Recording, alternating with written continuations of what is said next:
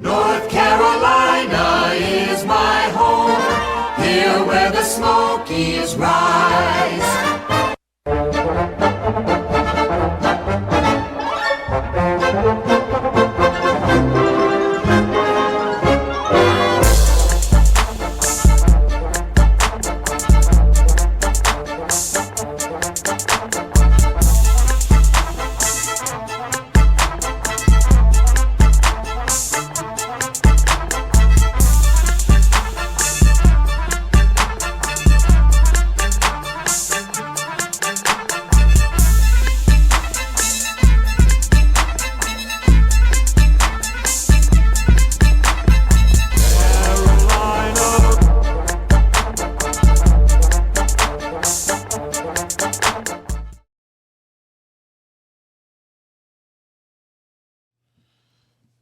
And we're live.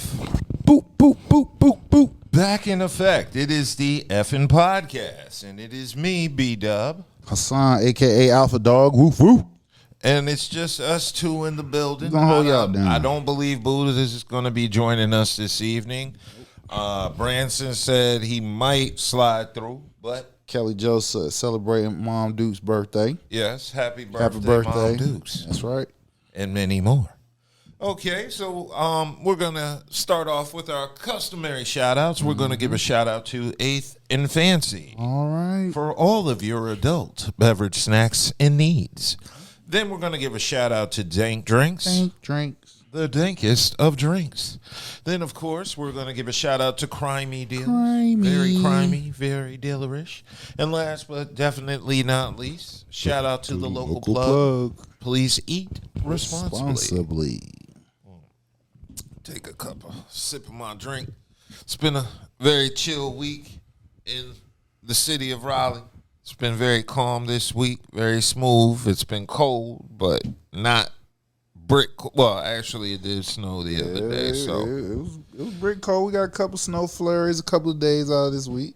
Yeah, we get that snow that just sticks to the grass and nowhere else, and it causes schools to get shut down and people to buy all the bread up around and no milk and all that stuff. And get an inch of snow, everything shuts down. An inch of snow, you'll see some cars on fire just like you did in that 2013 photo when that snowstorm hit Raleigh. So we don't do well in snow.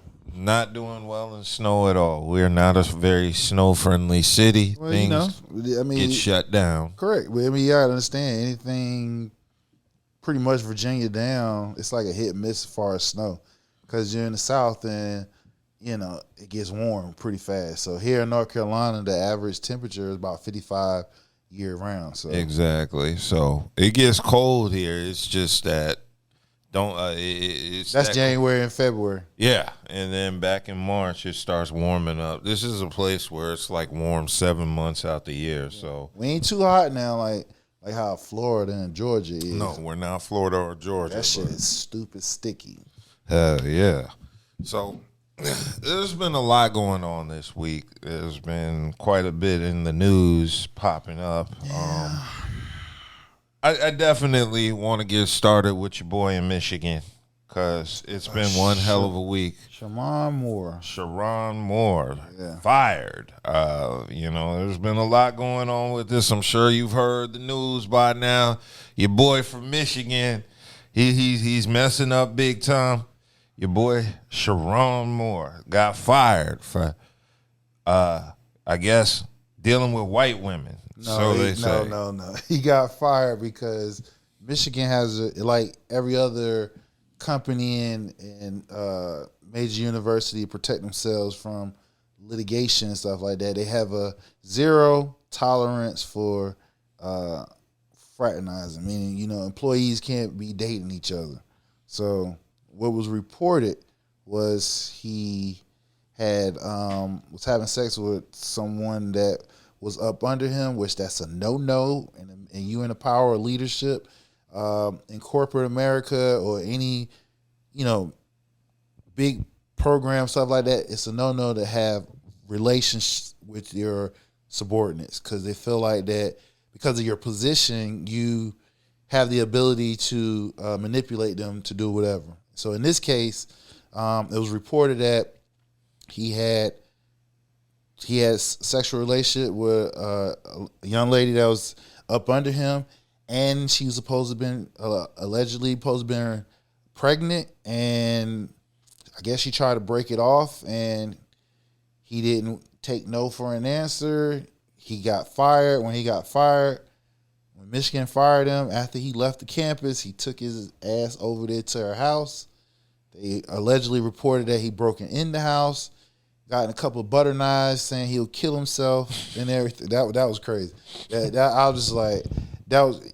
He got a couple of butter knives saying that he was going to kill himself and everything. Of course, she then called Michigan. They called the police. He was arrested. He was held for about 24 hours and got charged. Bond was at $25,000. They gave him assault, also breaking and entering, and he's married. Yeah. 3 kids. Yes, 3 daughters. Right. So, and then alleged other reports is coming out how he reached out to IG models. Yeah, so he gets out of jail. He bonds out of jail on the day of him bonding out of jail. Yeah. His bond was set at $25,000. He decides to hop on OnlyFans and get at an OnlyFans model. On the same day he's getting out of jail. Now, the OnlyFans model, I'm bringing up some information on her. Model Mia Sority. Hours after his, he's supposedly requested to meet the OnlyFans model. Yeah, and then offered her season tickets in exchange for a foursome at a Houston hotel. Oh, this happened after winning the 2024 national championship game. Yeah. So who was the OnlyFans model he talked to? Was that the same woman? No, I don't think so. Okay. So it's just like right now, it's like, dude, you need to sit down because you hot, you fire, and everybody's trying to attach themselves to get leverage to notoriety. You know, people is fascinated to get likes and loves and comments, you know, attaching themselves to various things. And yeah, you just need to sit down. Look like you might need to, you know, take care of your family. Stay out of the way. But, you know, it's embarrassing because, one, you just under investigation when Jim Harbaugh was there, when y'all won the national title, you know, recruitment infractions. You had a coach that got fired because he had stealing signs. I mean, dude was dressing up, going onto the campus, on the field next to the damn team and stealing their signs. You know what I'm saying? Then he got fired. Then it's like, you can't do that. You know what I'm saying? Then, you know, it was some reaction of RC was talking about how, you know, what he done magnifies every black coach, which, yo, I mean, I'm sorry, we're going to have to pull a race card right quick. Let me get like 2 minutes. Why? Because we have various cases where black coaches in big schools who got zero tolerance, they mess up having sex with their subordinates, and like Mel Tucker at Michigan State. There was another black coach, big time programs got fired. They're not going to get a chance. But when you got the likes of Bobby Petrino and what's my man, Urban Myers, they do the stuff that they do. They get chances and stuff like that. So the comments that was being made about, you know, what RC was talking about is true in a sense, you know, and it's unfortunate that, you know, we have to, you know, we as men and women, black, when we're in higher leadership positions, we are held accountable at a higher standards than our white and brethren. So, you know. Well, there were some issues with Lane Kiffin, weren't there? Yeah, Lane Kiffin, like what? He left Tennessee, went to USC, and, you know, it just, now he, you know, he left Ole Miss to go to LSU. So it's always something, but, you know, of course, we're not going to be judged equally. It's always going to be a 2-tier system. And unfortunately, you know, we're going to be held accountable harder, and opportunities won't be there as often. Yeah, so The whole investigation, they said, started when dude DoorDashed a Plan B bill to his office, correct? Yeah. Yeah. Why are you DoorDashing Plan Bs to your office? Because she must have told his ass that he was pregnant and she was keeping it. So he trying to Wouldn't you DoorDash it to her? Yeah. I mean, this what happen when people they're blind what they shouldn't be doing and not understanding that you are opening up the doors to other stuff. Understand, you at the University of Michigan. You are the first black head coach to ever coach for the University of Michigan. Like, let that sit out there. So that means that's just like Barack Obama when he became the first black president of the United States. He got to walk that fine line. He can't do various things like his other predecessors be able to do. Just like, look now, the one that's now convicted felon in office. We don't have those opportunities like that. You know, unfortunately, if America was actually like America is supposed to be, you know, judge your brethren based off their abilities and their actions and stuff like that, yeah, you would never have to use race at all. But, you know, we got countless of examples of, you know, white guys, white women, they do various things and, you know, get fired and they have redemption. But unfortunately, blacks, no, we're not going to get that. So when you get a prestigious position, unfortunately, you got to walk that tight line, that tight rope. But he brought a lot of this on himself. Of course, because you know, in your contract, and number one, that was some expensive ass coochie. Yes. You lost $14 million because they don't have, now it's show cause, they don't have to pay your buyout. Exactly. He barely got he just got the 6.5 million. You know what I'm saying? So he all right, but you lost $14 million. Like, let that sit out there. Like, you don't have no type of discipline to not lose that type of money. That's a lot of money to lose. $14 million.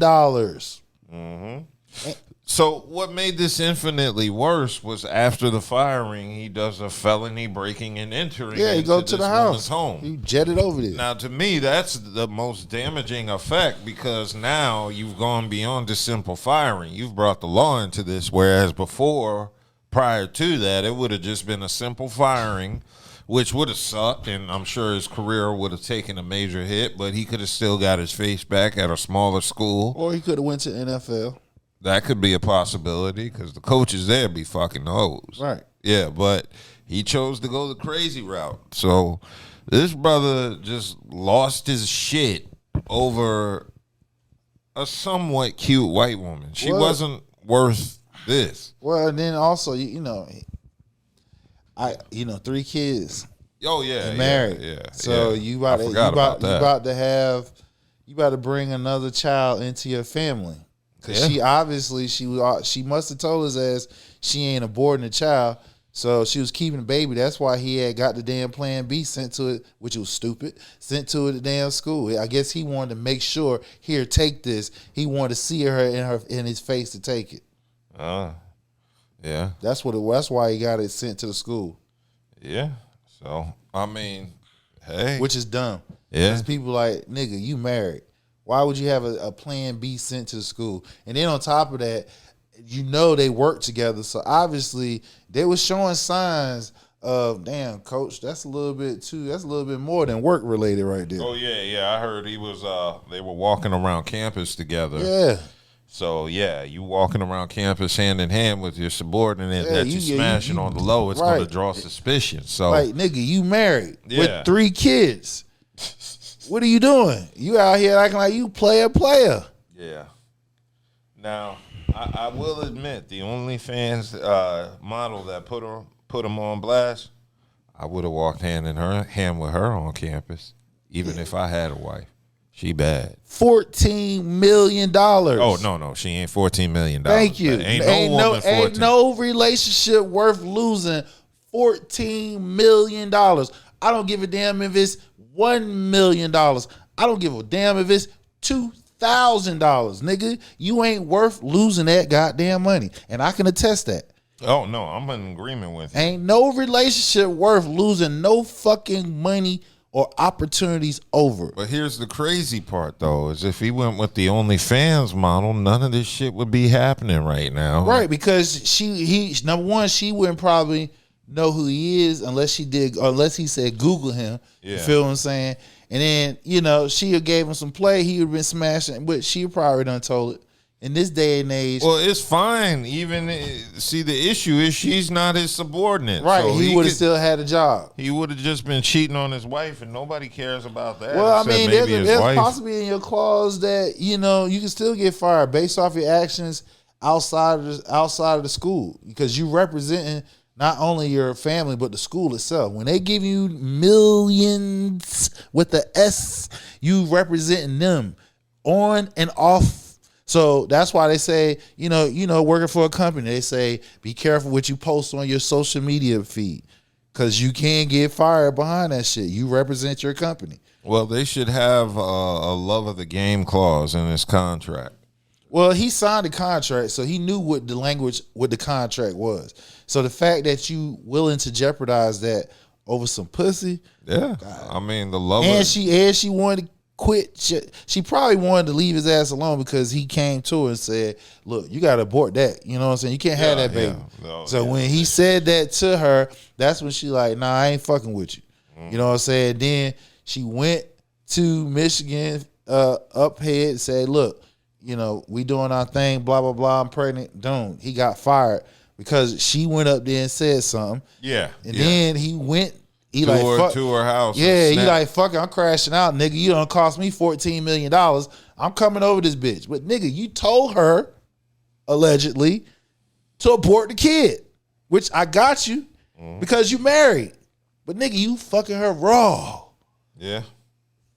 Gotta pull out, bruh. His pull-out game, she caught his ass slipping. Yeah, so it looks like he made numerous phone calls and numerous texts to the woman before eventually going to her house. So he barged in the woman's home through an unlocked door without permission on Wednesday. So he didn't physically break in; the door was unlocked. Right. So like I said, the felony breaking in, that's a stretch because he has a child with her. So they're gonna be linked together forever. You feel what I'm saying? So she was just pissed off because she was just scared because she knew she got that nigga fired and cost him $14 million. So I'll be scared too. I wouldn't want your ass to come to my house neither. Probably want to kill my goddamn ass. But instead, he got some butter knives. Said, bitch, I'm gonna kill myself. What you gonna do? You gonna burn yourself to death? No, he was about to make some goddamn Pillsbury biscuits. What you gonna do? Get some butter and shit and spray it on your goddamn some neck? slices of butter. That's all. Yeah, that nigga said I'm gonna kill he myself. grabbed 2 butter knives and a pair of scissors. Damn, that's what I'm just saying, bro. Like, I don't know what the point of the butter knife yeah, was. because he knew he fucked up, and now that he fucked up, now he trying to come back and repatch it. Nigga, after $14 million, damn. Yeah, he said You should have gave that money to me, nigga. I would have held it on for you. At least I'd have, invest that shit right and flip that shit for you. You feel me? By the time you would been straight. But nigga, $14 million. He held the butter knife to his neck and said, I'm about gonna to kill myself. Scrape all this shit up. I'm gonna scrape the color off myself. Yeah, boy. He said, I'm gonna get all the top layer off my neck if you crashing. don't. $14 million. Mm-hmm. Like, let that shit sit out there. So after that, of course, they said the police found him at a church because his wife gave the police the location on his cell phone because she thought he was going to be suicidal, which I'm sure he was. Yeah, of course. You lost $14 million. Your marriage is most likely over with. So, and she, depending on the laws in the state, and if you ain't got no prenup, nigga, she probably gonna get half of what the fuck you got, of that $6.5 million that you got, and you're gonna have to pay child support and alimony, nigga. Oh man! And you will not get no job paying that type of money for a long, long time. Exactly. At least he in his 30s. At least a good 5 years. And the worst part of it all is he Oh, and you got a baby on the way, nigga. So that's child support right there. Yes, and the worst part of it all is he disappointed Umar Johnson. I'm sure Umar has been very upset at. Yeah, they get them snow bunnies. Yeah, boy. I saw when Shannon Sharp was talking about it. He's like, if anybody knows about this storm, it's me. And I'm like, yep, you damn sure right. Shannon know about losing Shannon millions. reached out to him, say, man, I know, I'm here for you, man. I know what you're doing. I know what you're going through. Shannon bro. said, yeah, I know what you're going through, That's dog. Got caught with that snow bunny snapper. He said these average face white women is They got that fire. killing the game right now. No, they got caught slipping. Like, y'all, listen, you better have them non-disclosure damn contracts they got to sign and shit. Like, hey, bitch, sign that here. So anything that goes down between us, you can't say a goddamn thing. Exactly, man. So Y'all better start moving like how them rappers doing and shit when they be getting these random ass chicks and shit. Here's they damn security guard or road manager here sign this shit, bitch, because we ain't gonna hear nothing about you. yeah, you gotta soon. get a goddamn confidentiality Yeah, agreement. and taking cell phones, all that shit. You ain't recording a goddamn thing. So what severity of jail time is he facing for all I mean, this? like a year. He ain't had no charges before, so you probably get like felony diversion program, be on probation and shit. That if they don't make up. If they make up and shit, then you know. No, I think he's charged either way. Are these charges from her or are these charges from the state? They from her because she called. Yeah. They call. So if she doesn't cooperate or she tells the prosecutor, like I said, each state is different. You know, it's either she doesn't cooperate or she tell the prosecutor, hey, yo, we good. You know what I'm saying? We on good terms. Let's work something out. Yeah, well, another major issue, though, is his status has changed because when she was dealing with him, he was a multi-billionaire coach at Michigan. Correct. And now he's a broke-ass unemployed. No, he ain't broke. He got $6.5 million, and the other contracts he had got before he got that contract. So if he did his money right, he got some bread. Yeah, well, that money It's about to get cut up though, because his wife exactly. about to get some of that shit if she doesn't stay with his ass. Well, that and the fact that level of income isn't coming in at the moment, and Well, it's it- not it- going to come in anytime No, soon. but the advantage that you have with that type of money, if you have some type of knowledge, whether you investing or you have some business going, you should be fine. It should be able to materialize and keep going for you. Yeah, but how many millions is he about to lose of that $6 right now, having to fight this case? I mean, well, the case he ain't gotta spend no millions on that. He probably spend a couple of thousand, like 5,000, something like that for a good attorney. The case is not that serious to where he need like a stupid high profile attorney. It's not like it's a murder case or shit like that. So, you know, he hasn't been in trouble before. So again, he's not gonna see no jail time. He's just gonna see probably probation. Worst case scenario, a fine and probation. Yeah, but his career at the moment. It's on pause. Somebody gonna give him an opportunity. Like I said, he won't. Was he good at Michigan? Hell yeah, he was good. That's how he got the deal head coach. Remember, first black head coach in that school's history, and that school history has been over 100 years. Yeah, I know. They So don't like black coaches there. So for you to get that position, you had to be good. They won a national title a couple years. He beat arch rival Michigan twice. One time when Harbaugh had to sit out for suspension, in a couple years last year. He lost this year, but last year. So, and that's one thing right there. If you beat Ohio State, nigga, you like a god. Yes. So he's 2-1. And they had a good they won 9 games this year going to a bowl game. So he was trending upwards. He's a good coach. So he'll find a rebound. If it's not the NFL, another coach, it won't be no big ass school for a minute. He's gonna have to go somewhere else and rebuild his career, his image. Okay. Well, much power to him. I didn't like the narrative though that Ryan Clark put where he was saying this was like a black eye for all black coaches though. Well, I mean, again, it's some truth to it. It just he vocally said it. It is some truth to it because again, I just named a couple. I just gave you another coach in the Big Ten, Mel Tucker, a couple years ago. Oh yeah, same thing. You ain't hear nothing else from his ass. I don't even know. I'm sure if we Google it, you find that now, but you ain't hear nothing from him since he lost that job at Michigan State. Yeah. So that's the thing. Bobby Petrino, he had that shit. He had a girl that she was in college. And on top of that, he was on a motorcycle and got in an accident and got fucked up. That's how I got out. Yeah. And he got another chance. You know what I'm saying? So, again, race plays a factor in everything. Literally everything. Mm-hmm. Fully in agreement with you. Okay. Wanted to move on to another topic because Marlon Wayans was in the news this week. Beefing with 50. Not even really beefing. It just started off innocently with them asking questions to him about the 50 documentary. Let me cue up that video. Hold on. We ain't baby all close. Nah, you stupid. But yo, look, Puff is Nah. You working with Pac? Puff for 30 years. You saw Big before he passed? Yeah.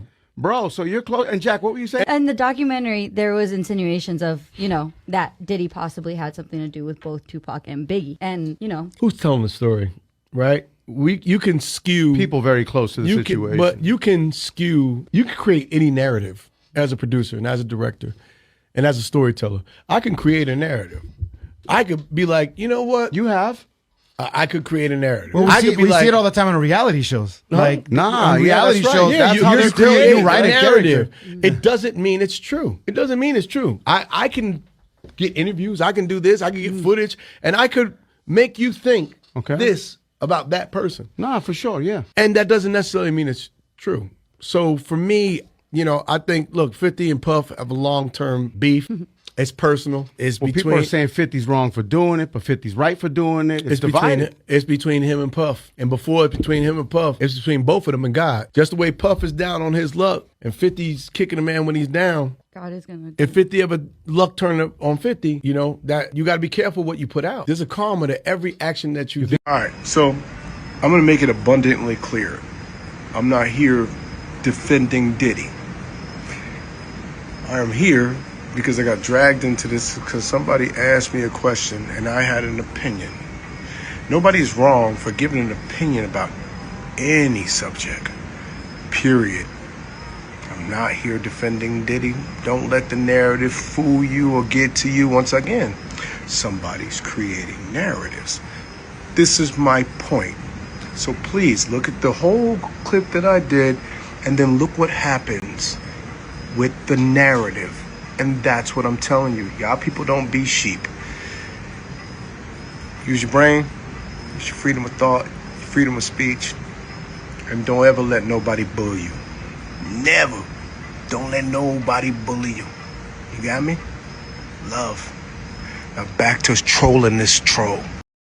That was Marlon Wayans giving his thoughts on the documentary 50 Cent dropped with Netflix, The Reckoning, on Diddy, and just basically giving a follow-up to his interview because a lot of people were like, why are you defending Diddy? And he was more on some, I'm just defending what is 50's intentions behind this documentary. And like I've been saying, like we've been agreeing, it's a hit piece. And the whole intention and reason why it's brought out, you know what I'm saying? It feels like, well, you don't know this part. I can attest to this. It feels like when you go to jail, the nigga that's been scheming, he been eyeing your girl for the whole time. He just couldn't wait till your ass to go to jail. As soon as you got locked up, he's already in her ear telling her shit, you know what I'm saying, just so she can turn on it because all he trying to do is fuck her. You know what I'm saying? He trying to get her up swing. That's what it feels like because why 50 didn't do it when Diddy was out? He waited till he got locked up. So what Marlon said was true because, and even if you were to defend Diddy, so what? Because if people want to sit here and want to be real about it, excuse me, you have to learn to separate facts and emotions. Excuse me.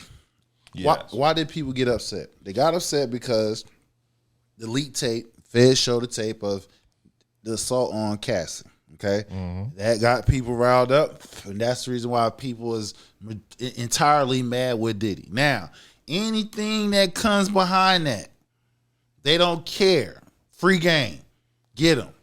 That's when everybody was like, "Oh, he deserved these charges." The charges doesn't add up to the crime that they trying to say he did. Doesn't add up. So now here we are. We got this piece that's out. People is not really caring about A, who's behind it. B, what's the intention? C, everybody that's talking, what's their end game in all of it? Why they're talking about it? Because, like I said, what everybody has in common that's been talking about this piece, Diddy took something from them. Yeah. Because if he didn't take nothing from them, would they be talking? No. They ain't got shit to say. You know what I'm saying? So, and if you, like I said, if you take up a position that you, like me, I can find ways to where, I could. There's some areas where I could defend Diddy, and there's some things that you can't defend him on. Like, for instance, and this is the reason why I was going to run back, because I heard in Rick Ross' song, was it Serenity? Hold on. A Rick Ross song, he got Sheet Luke. He got the locks in it. Sheet Luke got a verse in there basically saying how he came out the hood and he never looked back ever since the deal that he got from Diddy. Now that song just came out recently. You feel what I'm saying? And Sheet Luke got it in his verse. So in other words, on the people on the outside looking in, they're gonna say, "Oh, what he did is wrong." At the end of the day, he's a businessman. So business comes first. And outside of that, is there some things that's probably questionable that you probably could? Yeah, you could. Everybody is entitled to their opinion. You feel what I'm saying? But I'm not giving nobody a pass on people who has an axe to grind with them and people who stood in there because they know if worst case scenario, I can get some money out of this shit.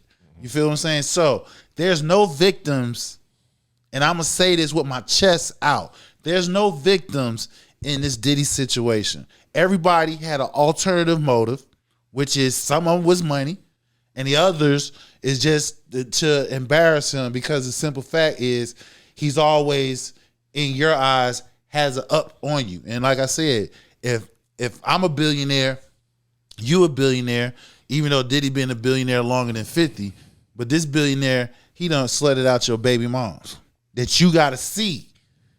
Because y'all got a son together. He slutted her ass out. Yeah, nigga, I'm going to be mad too. Yeah, nigga, I'm going to do whatever ass I can do to embarrass your ass. I can do that. Even though 50 was doing the same thing, embarrassing her. You see what I'm saying? He was talking shit about her. You know what I'm saying? He was clowning her, trolling her as well. But the thing about it is, ego-wise, you're talking about two billionaires from the same city, New York, and this nigga slutted out your baby moms. Yeah, this nigga, that's the reason why. So yeah. So after Marlon's comments went public, 50 decided to clap back. He went on Instagram and showed a picture of Marlon dressed in his character from White Girls and said, keep my name out your mouth. After that, Marlon threw a shot back at him on Instagram with 50's face on the 12 Years a Slave movie poster. Because Marlon don't back down from a roast session online. Right, that's a comedian you fucking with. Yeah. But after that, Fifth decided to fire back, and he shared an edit from Wayne's appearance on Club Shay Shay, where he denied ever seeing anything weird happen at a Diddy party. AI. And that included photos of Marlon alongside Diddy and suggestive scenes from his own movies. And Marlon come back. Yeah. Show the scene with him and Diddy. Yeah. Diddy and 50 together. Yeah, he showed them that. And I think there was an AI photo of him and Diddy in the damn hot tub and shit. Yeah, so Marlon decided to take back to Twitter and wrote and said, just enjoying my life and my cigars. Calm before the storm. For the record, I don't condone any abuse of women, period. Unlike some people who have a track record of domestic violence, I got 5 sisters and a mother I honor. I rep us always. Don't let anyone create narratives. Marlon Lamont Wayans is an exceptional man. And then he said, good day, Curtis. So, yeah, it looks like shout out to the chat. The chat is jumping. Chris Deary. I'm butchering your name. Bombardiri, bro. Yeah, he said, I just got to say 50 the man, bro. Need more people like 50. His mama got to be proud of him. Go 50, go 50. Well, he a 50 fan. Yeah, then he said Diddy was drugging those people. So I guess he assumes Diddy. First of all, Diddy did not administer the drugs to them. People willingly digest those drugs on their own. So you can't say Diddy drugged them. They took those drugs on their own. So let's not do that. And then, like I said, while people giving 50 praise and stuff, MAGA 50, he's MAGA. He's hurting black. He's hurting his own people. You know what I'm saying? You proposing a bill down there in Louisiana just so you can get some land for your studios for yourself, and you proposing a bill that's going to hurt black people. You know, so he's not. And this is for people who's on 50, who rocks with 50. Yo, he's in his politics. He aligned himself with Trump. You know what I'm saying? And he's going against his own to line his pockets. So this is the reason why I say it's bigger than him being petty. Because this nigga is doing, while he's being petty, he's doing some shit that's in y'all face. The only reason why y'all don't know about it because it's not in your state. But ask the people in Louisiana how they feel about that nigga. That nigga ain't shit. Yeah. So, of course, Ja Rule took time to throw Of course. a couple shots at 50. It was. It seems like anytime somebody gets at 50, Ja Rule is going to jump in as an assist man. You know he going to get it. He going to come in and while a motherfucker days 50, he going to come in and hit him while 50 days. Pow, nigga. Yeah, you remember me? Yeah, exactly. So Ja decided to take to social media to just basically question 50 Cent's character. So Ja decided to wonder why why 50 Cent's baby mama's house burned down in a fire a few years back. Or the fact that 50 he had some charges for domestic violence. Yeah, apparently, allegedly 50 had domestic violence charges that Ja Rule had brought up in the tweet. So Ja had to let it be known his feelings on the situation and the reason why he decided to jump in. But it looks like 50 said earlier today, he said he's done beefing with Marlon Wayans over the Diddy documentary. He said he doesn't find Marlon Wayans funny anymore. He said, I'm not beefing with Marlon no more. He not funny, and I'm starting to think he a mook for real. No more about him. He wrote as his post caption. So, shout out to the chat. We got in the chat. Shout out Branson Hill. But didn't Diddy mess over his own people too? Because you mentioned that Diddy messed over his people. Again, number one, you got to understand business is first. Before they became friends or whatever, or, partners, is business. You know what I'm saying? So that is number one. He gave them contract. He missed what I just said. Matter of fact, let me look up the song exactly that I'm talking about. So that Sheik Luke gave the reference of him getting out of the hood based off what Diddy had done. Yeah. Hold on. Well, in addition to 50 saying he wasn't beefing with Marlon no more, he had an AI manipulated clip of Friday where Charlemagne the God is Smokey, DJ Envy is Craig, and 50 is Debo, and Marlon is Red. Yeah. And it's the scene where Debo stole Red's chain, and it was AI manipulated. I thought it was pretty funny, but like I said, everything is beyond petty with 50. You know what I'm saying? He's using it as a smoke screen. Again, his feelings is hurt. But you can't be mad over somebody that you were dragging yourself. Only difference is you wasn't slutting her out. Yeah. Because he was publicly dragging her, trolling her as well. Only difference is, and really nobody didn't know about her getting slutted out until it went in court. So it wasn't like he had her out in public, you know what I'm saying, embarrassing her. You didn't even know. It just when that shit got out, you just looked like, damn, nigga. Niggas looking at you like, damn, Fifth, your man Diddy was slutting out your BM. And, you know, them niggas, yeah. Mm-hmm. Now, in addition to Marlon Wayans, Dame Dash again made his opinion known, basically about the documentary again. He appeared on a TV show, the POV show on Afro TV, and decided to give his opinion on the documentary now that it's mainstream. The Diddy Combs Reckoning. Did you check it out? Yeah, I saw it. Okay, so we know that you were saying that it was not going to come out. So how do you feel that it actually is out now? I honestly thought, based on like moral codes and like coming from where like a street ethic, I honestly didn't think that he would ever do that. Why though? Because I wouldn't. Even though that would be a good question. Why? He has done because it's just not my job to tell. I'm not a black man that's going to tear another black man down. Let them do that. But also, like if somebody, again, allegedly, it just seems like somebody, violated his baby mother in front of his kid. So yeah, but that's not how we deal with things from where we're from. Did you check him on the back end? Hey, Did you check him on the back end? I know y'all girls, but I'm not answering that. But what I'm saying is,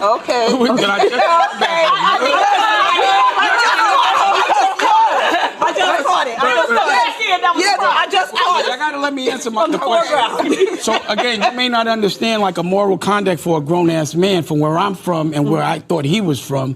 There's just certain things and like it's not for us to tear somebody down. So for example, if I'm a criminal and I see somebody doing a crime, I'm not telling. If it might be a violation, like they might be doing some shit that might be like a violation to a kid, then I got to go handle that. If I sign on to the street. So for me, I'm not going to do that because that platform is not black owned. I'm never going to tear a black man down for a white man ever in my life. Also, I know Puff, right? And I don't think that, again, I'm not ever going to check for his moral character. As you see, we never did too much business together. But it would never be me to be the person to deliver that. Let them do it. So probably another person, I would say, go ahead, do that. Maybe someone from, so like example, TMZ called me and was like, yo, we want you to do the interview and this, that, and the third. And I'm like, yo, you think I would ever make money for y'all tearing another black man down, even if that man is wrong? If I'm a black man and I want to do something, I'm going to go tear down a white man. I'm not going to tear down a black man. So that was Dame speaking. But he's telling the truth. I mean, again, so this is why people not understanding the big thing about it. Netflix, no, they couldn't do that shit themselves because it would have been some litigation behind that shit. You sold it to 50 because you know his ass is petty and the people is gonna be behind it. So you remember what I said? The new clan is not actual white. It is white folks, but the new clan is actual us because a lot of us hate us so much to where. How white folks can get at us, especially if you are popular, fuck with your character. Say some bullshit, especially if you got people that's hating on you already. And they just waiting for any fucking type of dirt to come on you. They be like, oh, yo, see, I told you. Look at you, goddamn Golden Boy. Golden Boy got us some trouble. Look at him. Waiting. They're willing to take gossip over fucking facts. And this is what this whole piece, this documentary is. We got a bunch of hurt people that's hurt because they're not in Diddy's circle anymore because he removed the asses. So they got something to say. And 50 and the producer just piecing this shit together. So cancel culture can say what we already knew when we was 18 and 19 years old. I'm not relitigating no shit like that because we didn't see nothing what was done was a problem then. Why the fuck we gonna see is a problem now? That's the part I have a problem with. And like I said, the media white supremacy. You attack a black and brown person's character, and the haters is going to amplify it.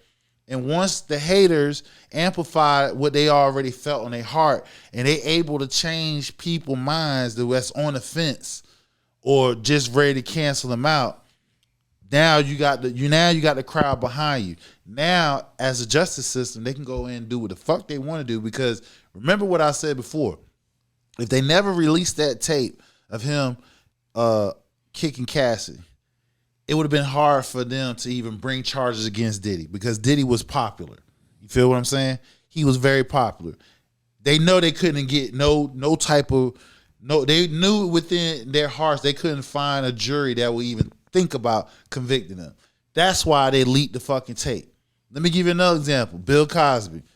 They come up with some shit. There's some shit that happened 40 plus years ago. You feel what I'm saying? And people convicted him for some shit that happened 40 years ago. And what's even mind-boggling is it wasn't his property. It wasn't his guest. He was a guest on someone else's property, and under the assumption it's like, hey, let me see your driver's. It's just like us going to a party, a big ass party, a celebrity's party. He has women there, stuff like that. You feel what I'm saying? We see beautiful women. We're not asking them, what's your age? Let me see your driver's license. You feel? We're assuming that they're of age, but because they're not, the perpetrator who should have got in trouble, they're not. Because this man is black, and because they had some people that already was against them, now we can get everybody else to go against their ass. So now, as a justice system, we can go ahead and get their ass. Mm-hmm. Yeah. So Dame is definitely sticking to the code. You know, he's supposed to be.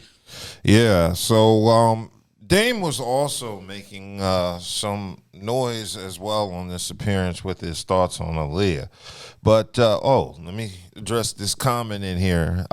Chris wants to know why the feds never got Diddy on possession of illegal firearms. Because they didn't want him on that shit. That's the whole thing.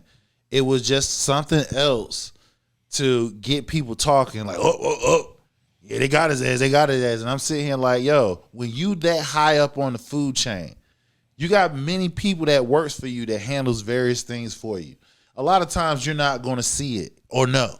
And you can literally spell that shit out to where it's hard to convict somebody on that shit. They didn't want him on the gun charges. They tried to get him on the sex trafficking charges because they assume that once they leaked that tape and once the people has once the lynch mob had turned against Diddy, they thought they had their asses.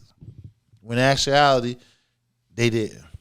So the guns was most likely just petty ass charges that they didn't even really care about. They didn't care. They just wanted to list that shit. Yeah, they just wanted some charges, but when they found out they got bigger charges they could go after, they were just like, to hell with the illegal It's better firearms. to overcharge someone, because if you overcharge someone, then if you don't get them on the bigger charges, then you can get them on the smaller charges. So what was the big charge was the sex trafficking, because that's what he was facing life for. They didn't get him on that. So what did they got him on? The Mann Act shit. That's the reason why he got 50 months. So anytime you get in trouble with law enforcement, they rather overcharge you. So they hit you with every fucking charge they possibly get your ass with. And if they can't get your ass on the bigger charges, then they got something that they can get your ass with. So they can walk away with some type of victory. Yeah, now Chris is saying it's a 10-year minimum. Understand that, but it would have been hard to prove that it's his guns. Yeah. And if he ain't got no actual fingerprints on that shit, you can't prove it.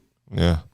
So basically the case against Diddy on the other charges was much stronger than the illegal firearms charges. So they most likely went with the other charges because those were in their minds easier to prove, supposedly, than the illegal firearms, and they didn't even care about the illegal firearms. So they could have got them, but it probably wasn't enough for a case. Nah, when you paying lawyers like how he has, you're not getting that shit in.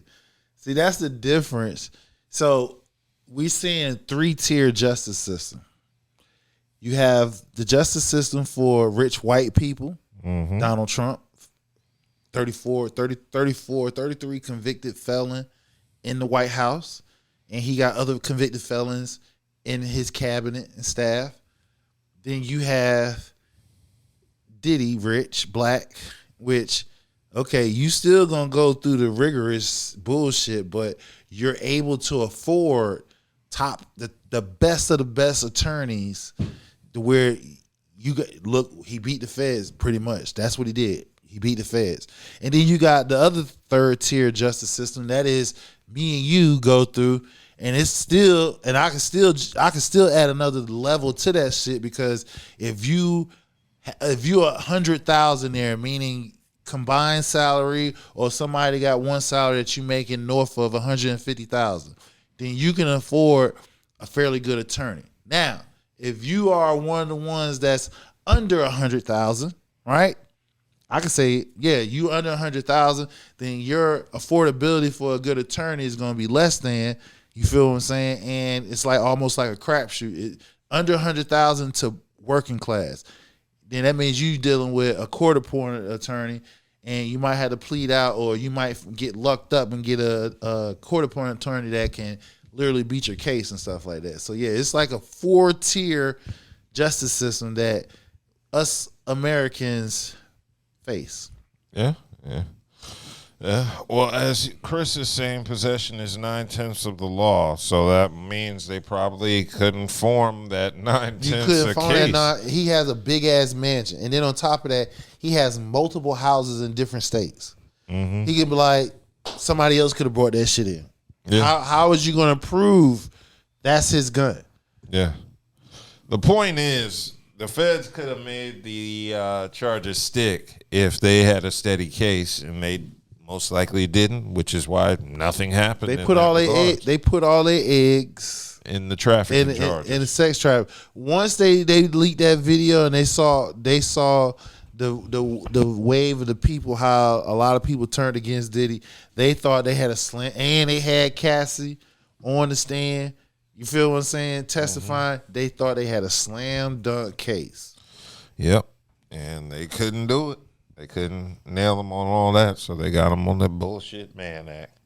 Okay, so as I mentioned previously, there was another topic on that same interview Dame Dash was doing that's kind of had the internet on fire, and that was the clip with Dame Dash mentioning him dating Aaliyah, and how he and Jay-Z were both trying to bid and get at Aaliyah. You and Aaliyah dated in the 90s. Yeah, do that. Where would her career be today? Astronomical. You couldn't even understand where it would have been. Wow. What she was lined up to do. She was doing the Matrix. Mm-hmm. You know, she had a hindsight and a vision. Again, I know I'm the coolest because she loved me. She told me I was the coolest. I gotta be the coolest. But you dated her after your artist dated her. You don't think my artist did not. He was trying her. Everybody put their bid in. I'm gonna tell you right now, as a man, I'm never ever wifing a girl that any of my friends smashed. It's not happening. So why'd you date her after Jay? I just told you that. Now you're reading the papers wrong. We all were. Even if he slept with her, why did you go after her? I just told you I would never. That should tell you something right there. We were both putting in our bid. None of us had scored. That's how it went. So when we were all trying to get at Aaliyah, everybody, that was Aaliyah. Yeah. So it wasn't him. Just because he tried and gave flowers and got denied don't mean I can't try and win. Obviously, that's what I'm saying. There must be something attractive about what I'm doing. But then it wasn't just Aaliyah, though. It wasn't just Aaliyah. Allegedly, Dame went after multiple of his women. Allegedly. And this was from one of the cameras. Again, you don't know allegedly. You talking about choke no stupid ass that wasn't around? No, he's a liar, and he ran. He's a me. Pause. So again, he ran. We got to a fight in Paris. He ran. Stop believing those people. That shouldn't be your source of information. No. I don't think you should listen to those things. It was a question. I gave you the answer. Your demise with Jay-Z. I just gave you the answer. I just said I would never ever wife a girl that my man boned. That's what you said. He would do it. That. So that's what it is. There it is. So that was Dame having to check a couple women, a couple of those hosts during that clip. Now, to me, them hosts were getting messy because he was being very straightforward, clarifying his remarks. Especially that dark skinned one. Yeah, she sound like she barely made it out of high school. I'm sorry. I mean, I usually don't like doing that, but she did, because if he told you up front, like, I never smash any of my guys that smash them or wife them. I'll never go behind them. And you still reporting shit that he said from the jump. This is my code that I go behind. It's like you being messy. You acting like a messy blogger. Just all you trying to do is get ratings because you trying to get a rise out of him. He told you in a polite manner multiple times between you and your girl, I don't roll like that. Yeah, so Dame had to clarify that.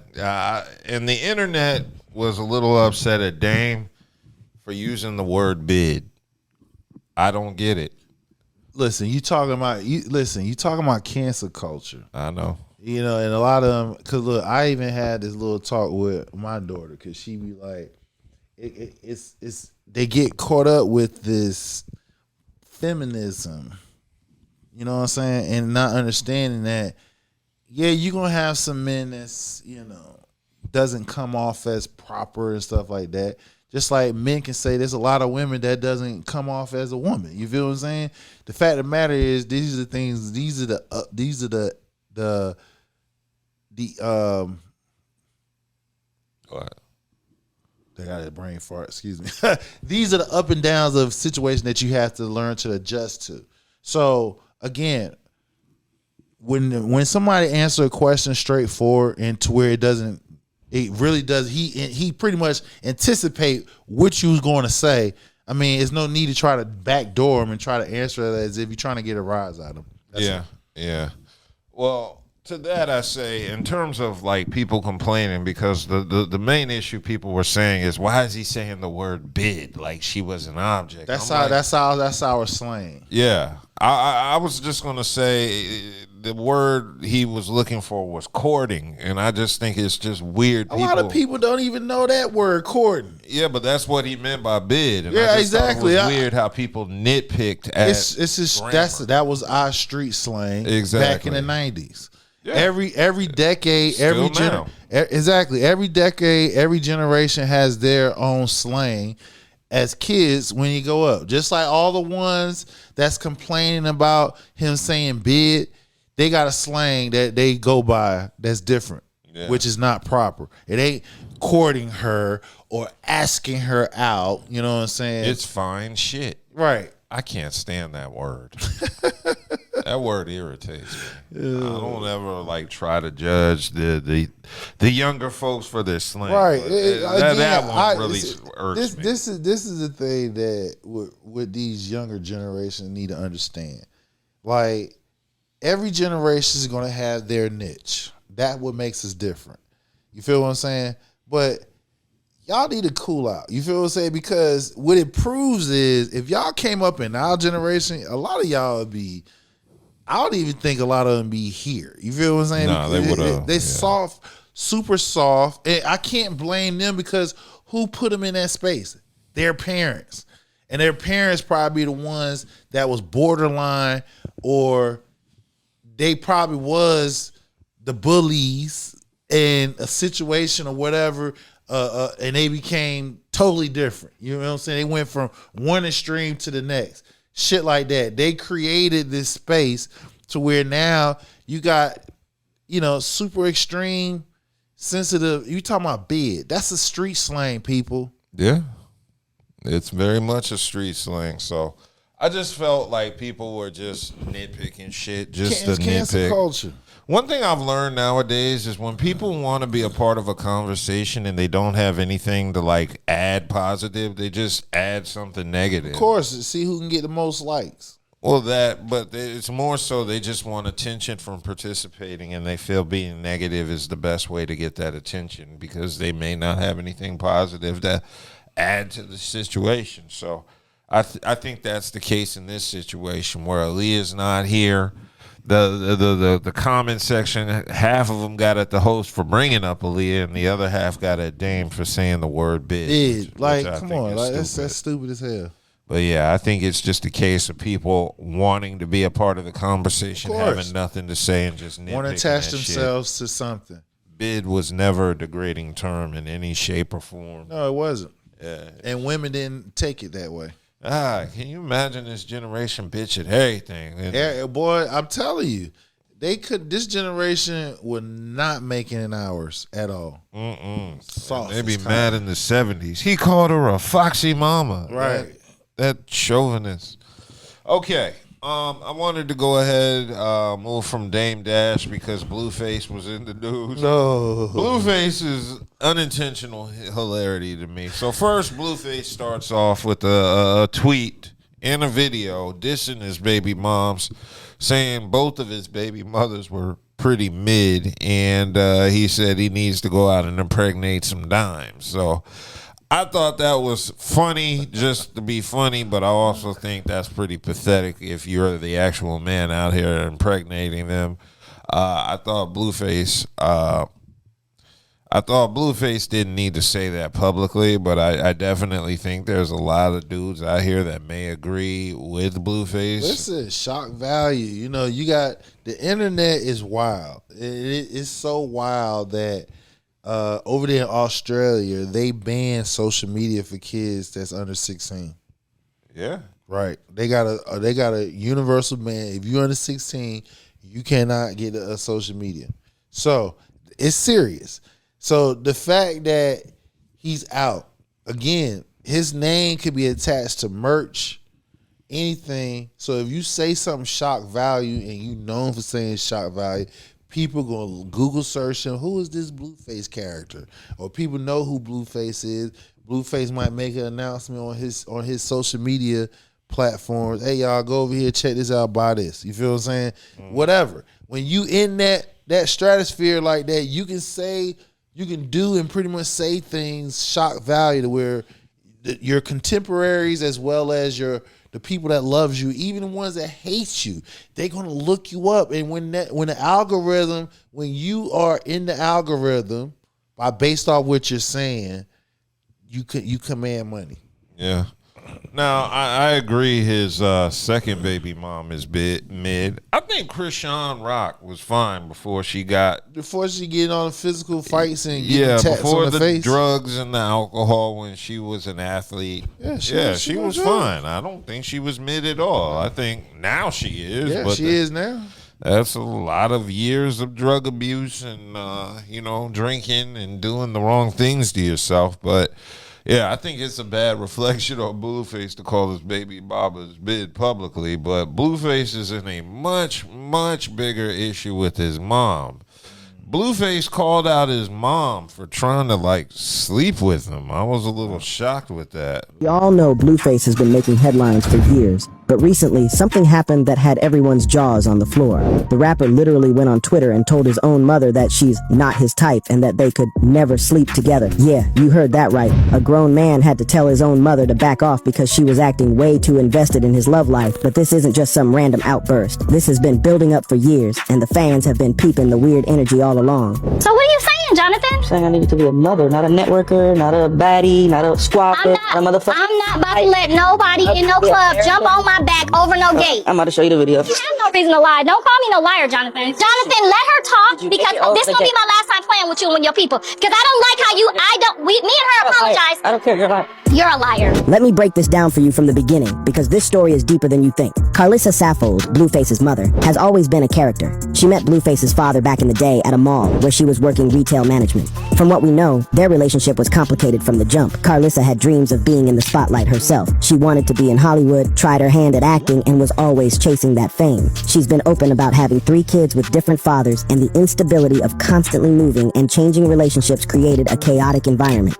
When she had Jonathan, who we now know as Blueface, she saw an opportunity to live out those dreams through her son. But here's where it gets interesting. Carlissa has admitted that she's always needed to be with someone, that she's not good to do by herself. This dependency on male attention and validation would later manifest in disturbing ways with her own son. Blueface grew up in this environment where his mother was constantly seeking male validation, jumping from relationship to relationship and struggling to maintain stability. He became the man of the house at a young age, especially when his older brother Andre went to prison for manslaughter. This created an unhealthy dynamic where Blueface felt responsible for taking care of his mother emotionally and financially. When Blueface blew up in the rap scene with Thotiana, everything changed. So that was a little expose on what's been going on between Blueface and his mother. Very weird relationship, I gotta say. This all basically started on Blueface's show, Fresh Out of Love. It's a reality show.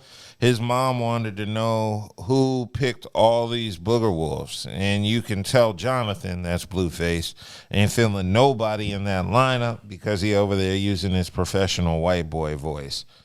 And so Blue decided to write these comments to his mom. Like, Mom, we can never have sex. I'm not into that. Please stop being so invested in the women I'm laying down with. It's kind of weird, like you jealous or something. We can never lay down together. You're not my type. Anytime you guys see my mom targeting my lady friends, please let her know this is what your son is talking about, because I don't get the correlation. I just want her to stop sabotaging my relationship. So this is a very, very weird, almost borderline incestual relationship he's having between him and his mom. Two things can be true. Yes. I don't believe the part that moms is trying to have sex with him, but I do believe that she's overly invested about who the women that he's dealing with. Being it's almost like when we talk about your boy Jada mom. Yeah, you feel what I'm saying? Over invested because you're trying to protect your son from women who just trying to get money from you. Which there's a backdoor dynamic is her son is her financial boyfriend. Mm-hmm. Meaning he takes care of her and everything. So she knows if different women comes in his space, having getting pregnant by him, that's less money she gets, and she gets pushed down the damn pipeline when it comes to being financially taken care of. So with that being said, she is invested in who he fucks with because she like, look, nigga, you making money and these bitches just around you because you what they can possibly get from you. Which mean at the same time, that means I get my shit cut because every time you fuck with a bitch and get her pregnant, nigga, that takes away from me. So yeah, two things can be true. I don't think the part that he again, it goes back to what I just said. Saying something over the top get his name in the algorithm. He said two shocking things in the same week between his baby mothers and his mama. Mm-hmm. Now, there's been some meddling in his relationships before. Looks like his mom took to Instagram to announce she is accepting applications for a wife for Blueface. She said, now accepting applications for my son. Must be an Aries, must have a relationship with the Lord and Savior, Jesus Christ. Oh, my God. She wrote save your, like SAVEYOUR. She can't spell. Oh, my God. That type of spelling right there would make me impotent. Right. You can see the education level. So based off the education level, you can see why she can definitely act like the way she does. She said save your. Mm-hmm. She can't spell. Save your Jesus Christ, must have a relationship with your mother and father, must cook and clean, be a college graduate.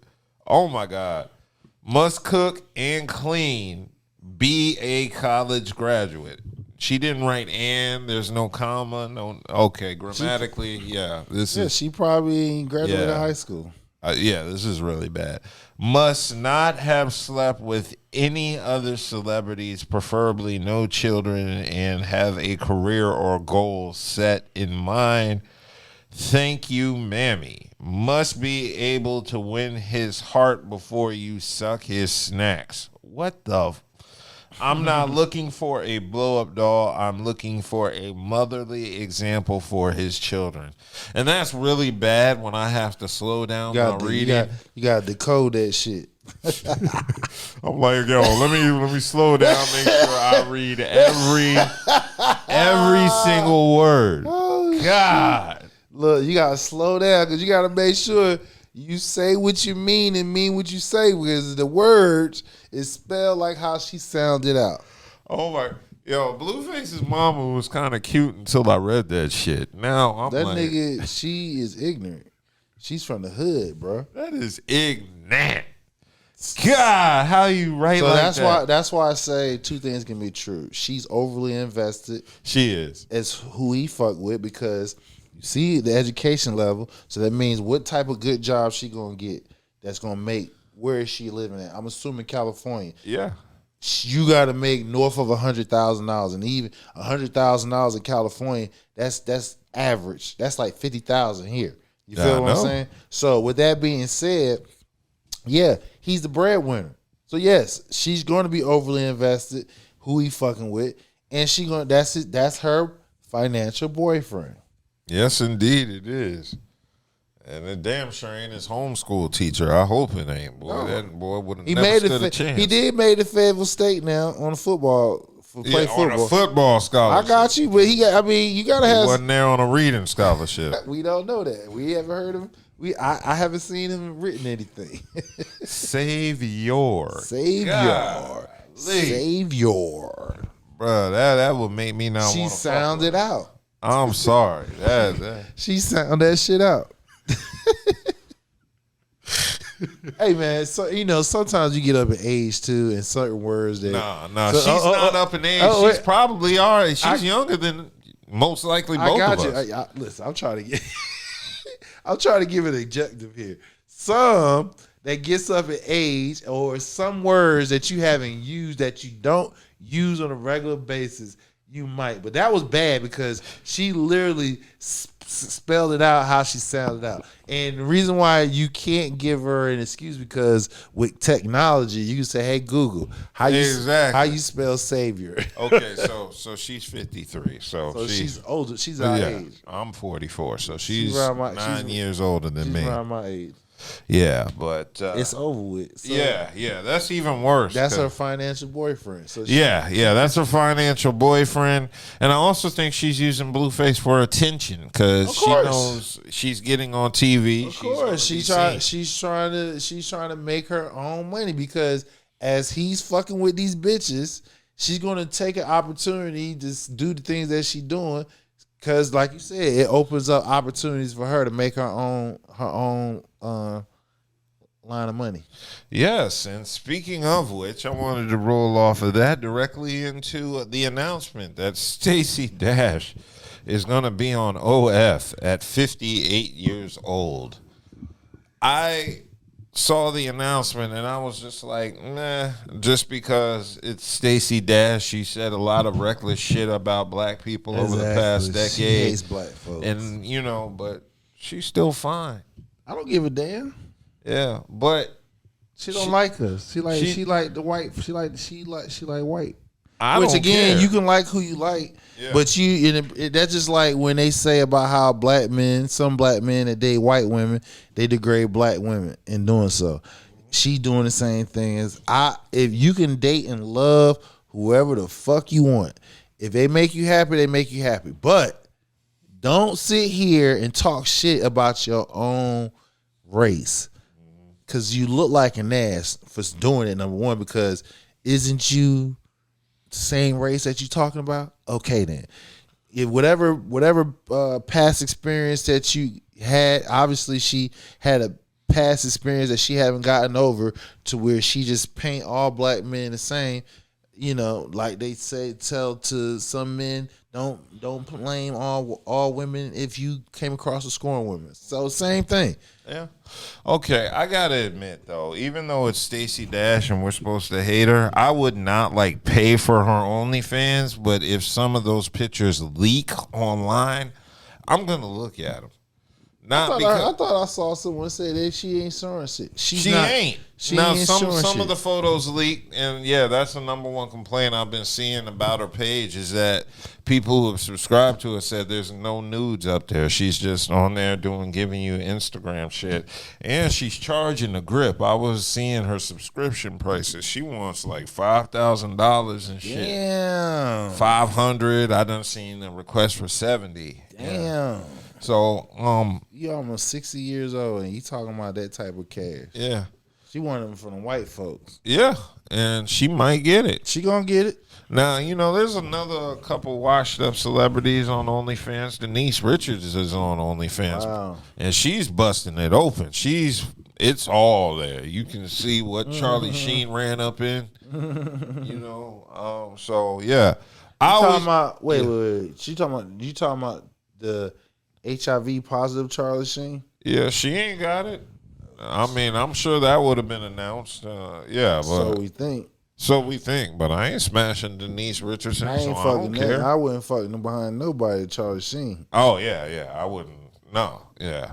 But I mean, I'm like this. When it comes to the internet nudity, like if there's any famous female pics that get leaked, I'm looking at them. Of course. I don't care who the person is. And sometimes they leak them themselves. Yeah, but I'm just like, it don't matter who the person is. I'll be real with you. As long as they're a woman, that's all I care about. Of course. If Whoopi Goldberg's nudes leak tomorrow and I happen to come across, I'm going to look at them. You got to look. I'm going to look at them. You got to look at Whoopi. Nigga, if they said Barbara Bush nudes, oh my God, I'd have to look at them just for the logic. I'd have to. I'm not saying I want to look at them. I can't even do it. I'm not saying I look forward to it. I can't even do it. But there's a curiosity. No, there's no curiosity to that. There's I don't care. There's no curiosity to that. I don't care who it is. This is what only way it would be a curiosity, right? You know, I like to be objective. The only way it'd be a curiosity if all her goodies is like uptight and it's all well formed and defined. You don't know till you look. No, you can. Based off what she dressed, how she dressed, her clothes, and how it fits on her. How clothes, women, especially women these days, a lot of clothes they are fitting. Men too, they got you got suits that fit their physique and stuff like that. So women has clothes that fit their physique, and you can tell based off the clothes they wear if they shit is sitting up. Now if her shit sitting firm. And she looking tight like some of these women at 60 plus years old. They are beautiful. I've seen some beautiful women 60 years old and they looking good and they shit is up in the right places. If the gravity has not taken if gravity has not taken over, yes, that would be interesting. If an 80-something-year-old, which I can't fathomly assume and ever dream, but with modern technology and surgery and shit like that, if you got the money, you might come across an 80-year-old, all her shit is in the right place and it's up. Now that's the only time that you can take a peek. But if they look just based off their physical features, you can see that ain't nothing. Like I ain't even looking because I already know them titties is going south, bruh. It's just a philosophy I have. I can't. It's a philosophy. If I break the code, then it's just not. I feel you. I'm glad I didn't adopt that code because that's a code. It don't matter. Like I'm not gonna be actively searching for some of these celebrities, but there are websites I go to that have leaks. Right. If I happen to come across a post that says Gabby Sidibe news, I gotta check it out just for the culture. But if I know that they at a certain age, like I just can't. It don't matter, bro. I can't see myself openly go it out don't of my. Matter. I just can't do it. Because I already know I don't want to be scarred. I don't want my listen. Yes, I'm gonna tell you. This is true story, and this is the reason why I can't know. So look, I think I had to been about like I don't know. I think about 8 years old. I came down here to North Carolina, you feel what I'm saying, visiting one of my great aunts. God rest her soul. She had great aunts, yeah. And I got up one night, I stayed the night at her house. I got up one night and went to the damn bathroom. She was like, at that time, I think she was like in her 80s. I was permanently staying, and I'm glad I was half asleep, but I was permanently staying of the vision that I saw when she was going. We was actually going to the bathroom, and I saw gravity take it over. So based off the age, so now if you telling me Barbara Bush, you know what I'm saying, I can't. Because I've been. Why you keep bringing it back to Barbara Bush? Because that was just one. I got you, but I'm just saying, I just like the age. Just can't. I can't even. I have to for the culture. I got you. I just can't even fathom my mind to be like, yeah, let me look at it. I can. Leslie Jones nudes leaked a few years ago. During that time, they were hacking celebrities' phones. And I saw a post that said Leslie Jones nudes. And I had to check it out for the culture. Were they good pictures? I ain't gonna lie. Her body isn't bad. It's it's from the neck up where the problems are. Okay. But yeah, See now that's the difference. If she, based off the age and if her physical features if Mother Nature hasn't taken over and the age has taken over, I've seen some gorgeous black women that's 60 plus years old and their shit is, their body is like out of this world, better than women that's our age or younger. Well, yeah, I mean, it wasn't no work of art or nothing like that, no crazy shit. But like I said, it wasn't. It was. I didn't want to vomit when I didn't know whose face it. When I saw the body. So it is what it is. But yes, I got to do it for the culture, and I've seen a lot of female celebrities who I regret looking at, but I don't regret the logic. So you just got to take a look at it, check it out, and if it's bad, you hope you keep your food down. You hope you keep your eyesight and your vision on lock throughout it all, but that's the way of the world. So, He said for the culture. For the culture, but, with Stacey Dash, hey, I ain't paying shit for her ass. I wouldn't pay for it. I know that shit is astronomically high. No, it's terrible. And then, like I said, the fact that word got out that she ain't showing shit, you know what I'm saying? That makes it even worse. And the weird, crazy part is there's tons and tons of Stacey Dash nude photos online now because she took a lot of nude photos in her 20s and 30s. Right. She was with Playboy. She did a Playboy shoot. Yep. So you can see all of her goods right now. You ain't got to see him when she's 58. You can see him in her 20s and 30s. Well, I guess her physical features. She's still bad. So they like, damn, let me see what this 58-year-old look like. Yeah, I ain't gonna take that away from her in the looks department. See, I know she hate black people. I just know I ain't giving it to her. I ain't giving her no money. I let somebody else go see it. Hey, what it look like? Okay, let me paint my. I see what she look like. I've already seen what it looks like. Exactly, seen what it look like. You said 20, 30s. I've seen what it looks like Playboy. In the 20s and 30s. Right, exactly. So now I'm kind of curious to see what it looks like in the 50s and 60s. Right, exactly. So if somebody paint the vision and what you already seen in 20 and 30s, it just got a little bit more age on it. Mm-hmm. You already done seen it. He's like, okay, she got some gray. She got a little gray down there. She probably done shaved it all off, or she probably left a little patch down there. See, now you thinking about it. Of course, because I'm just saying, I can envision.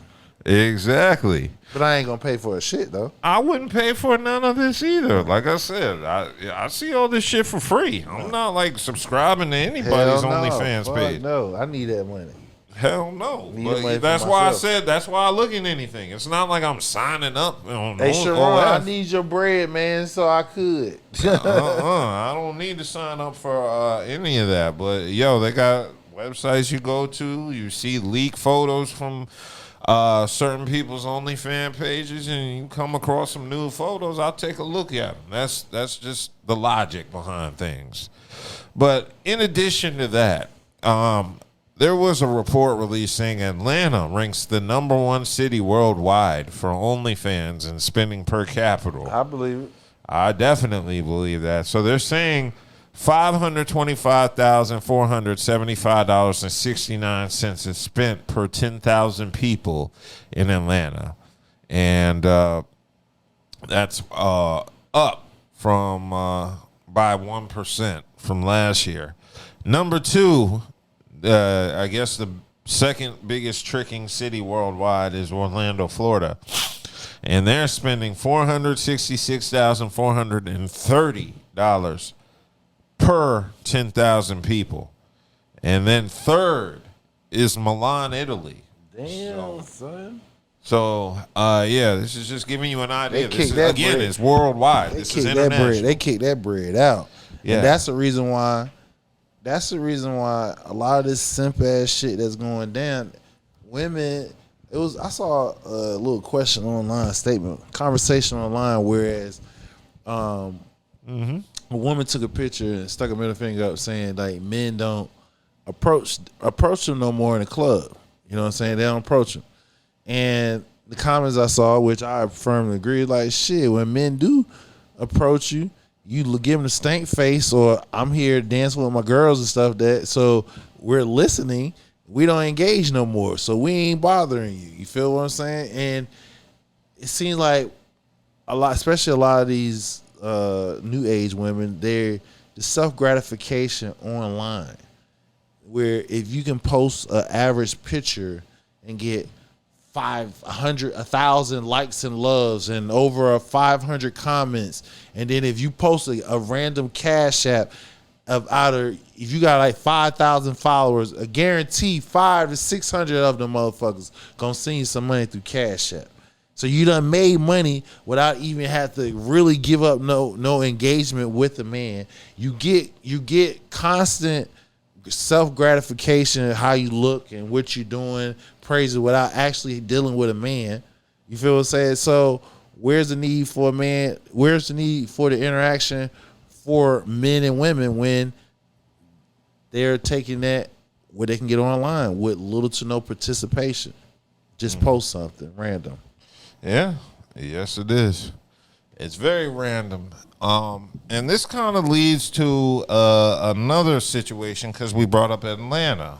And with Atlanta being, I gotta say, if Atlanta is number one on OnlyFans and number one on strip clubs, can we officially say Atlanta is the trick capital of the country? world? I would say the world. Well, you said the world. I wouldn't say I'm the sure world. there's some thirsty niggas in India that will I give would say Atlanta niggas run for their money. Right. I'm about to say in the world because you got plenty of places now that I can't think of, but I'm sure I probably Google search that they're thirsty and they got the bread and they actually kick that motherfucking money out.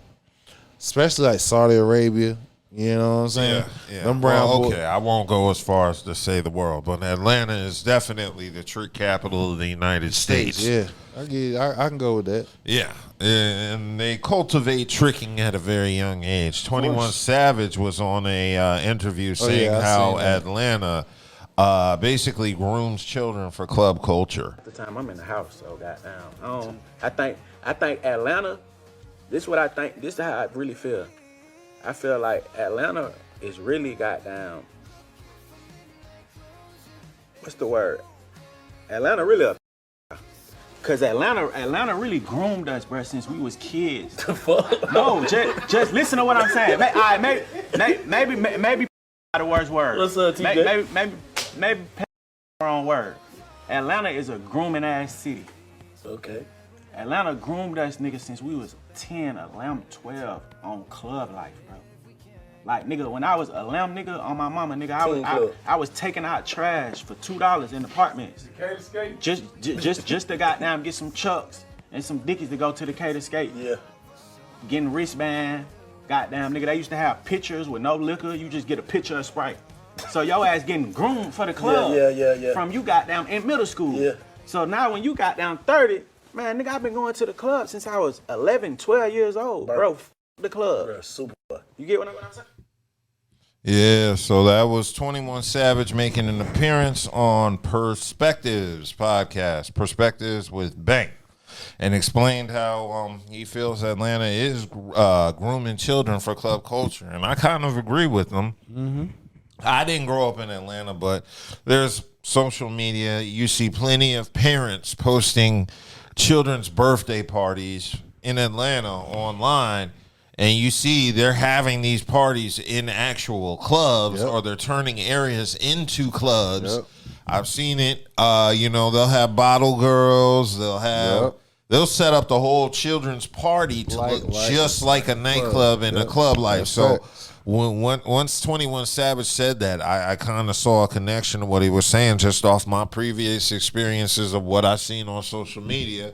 Because the parents love, well, not the parents, the mothers love showing off, their 5 and 6 year olds party where they're at some club late night.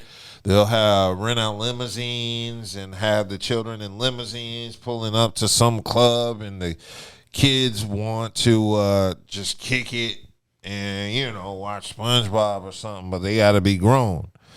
And shout out to Buddha 9834. Shout out. That's not just Atlanta, though. We were like that in Colombia, too. So I guess this Buddha is not the Buddha that does the podcast with us, so he must be referencing Columbia, Ohio. He's from the Midwest. But yeah, apparently this culture is rampant. I'm glad I didn't have to grow up with that. I was allowed to be a kid. I went to Chuck E. Cheese. Yep. They had this spot in Maryland called Captain Andy's. I don't know if that was anywhere else. It was like showbiz. Yep. Yeah. Chuck E. Cheese and stuff like that in Jersey, you know. So Yeah. I know that, like. But yeah, that's kind of setting up kids to Well, that's fail. the whole thing now. It's just like you got parents that's trying to be friends with their children, or what I would say over parenting. They want to give them things and experience things that they wasn't able to, or they are experiencing now, and you really taking it not knowing whether it's intentionally or unintentionally, not knowing that you're taking the innocence of the child away. Because believe it or not, when the person has to wait for something, that allows them to mature to be able to handle the situation if they engage in doing. But feeding them that stuff that early, you know, it just create an unhealthy behavior pattern, in my opinion.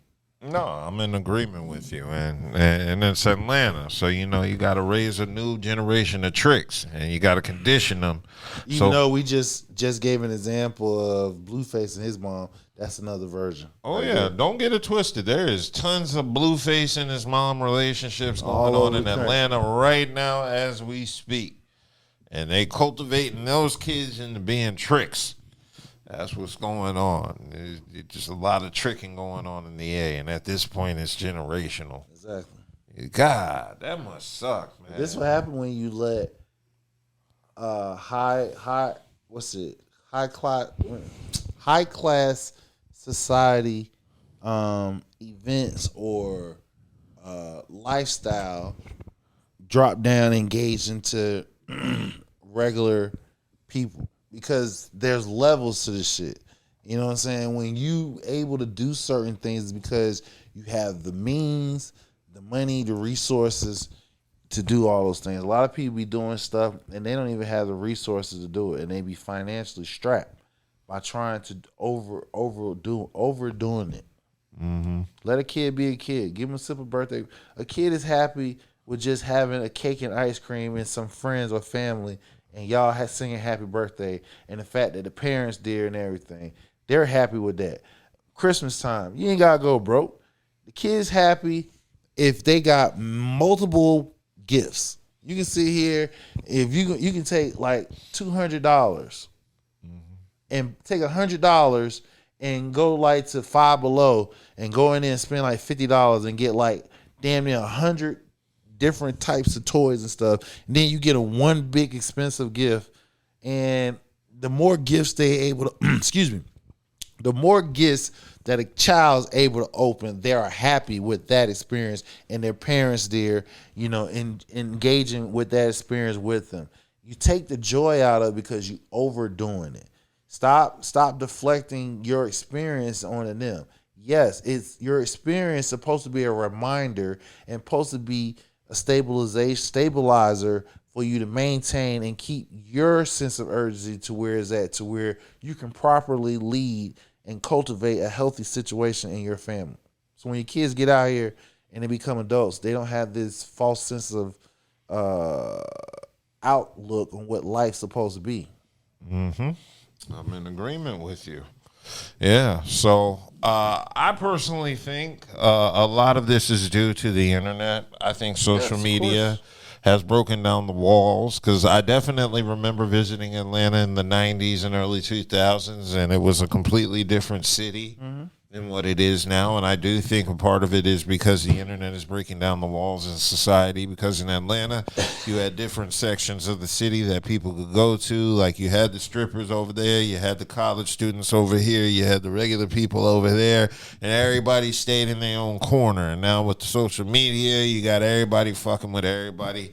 And it's the same thing happening here with social media and dating apps and everything. You have the walls breaking down. You had the trick section of town. You had the lounge section of town. You had the hoes and the hood rat section of town. And now, because of dating apps and all this shit, it's all just molded together. Now you got niggas out here looking for wives, but you're running into the women that are on the stripper side of town. Or and they're looking for tricks. Or let AI fool their asses. Yeah, so, you got everybody all molded together. You got strippers and women looking for tricks. You got dudes who are looking to trick, but they're running into the women that are looking to be wifed. You got the guys looking for wives, and they're running into the strippers that want a bag. So you got everybody needing to find everybody, but they can't find everybody because everybody's in a giant pot running around and fucking with each other. So I learned, you got to figure out who's who and deal with who you want to. And just because that coochie's in your face doesn't mean you have to stick your face in it and go. Right. Sometimes you just got to let the coochie go because it's just not worth the stress. $14 million. Yeah. Be like old Sharon. Coach Moore. $14 million. Now that nigga's name is Coach Les. Coach Dummy. $14 million. Okay. I wanted to go ahead and move on to another story. Ebony K. Williams was in the news. Ebony K. Williams decided to make her comments well known on the recent reportings of Kandi Burruss and Todd Tucker divorcing.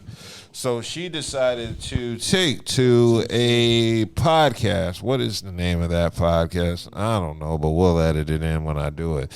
Anyway, she decided to give her opinion on the divorce. Yeah, part of the reason that I decided to be a single mom by choice, Carlos King, and use a donor and not have a father for Liberty, not use a friend, not have a co-parenting situation is because I knew my circumstances professionally would put me in Candy's exact situation. And that I would very possibly end up paying child support for my own daughter. Oh, absolutely. Excuse me. I would easily be in a position to have to go in front of a judge looking just like this and plead my own case for my own daughter that I carried and birthed to say, despite my travel schedule, my work schedule, my sometimes lack of real-time availability, I assure you I can make sure all of her needs are met, because that opens the door, Carlos, for exactly this, where a father, despite the relationship between me and the father, despite what we even previously agreed to, could then say, Your Honor, look at her. She's outside. She might be outside for very wonderful, noble reasons, but she's away from home. And children need, mom to be home. Mom's not available to be home. And so she has put her custody rights at risk from a legal standpoint. And I'm here to step into the pocket. I'm here to step into the role and play the primary custodian for my children. And that's a real risk, Carlos. And it is one of the reasons I'm telling you that women with high power careers that demand travel or time away, my daughter is being very well taken care of right now, Raindrops and Carlos. I assure you, I'm getting hourly updates from her nanny, who has been with her since she was 4 months old. She's in a lovely, preschool that she's been. So she's good. But if I had to argue this to a judge, it could go either way. And I wasn't willing to risk it going either way. So that was Ebony K. Williams talking to Carlos King. And as you heard, she said the reason for getting a sperm donor, making herself a single mother, denying a father to her children. Want to pay no money. No money and potential child support. And I think that's a pretty dumb reason to leave your kid fatherless. No, it really speaks into how society and women, especially women that has power. When I say power, they have power based off of financial means.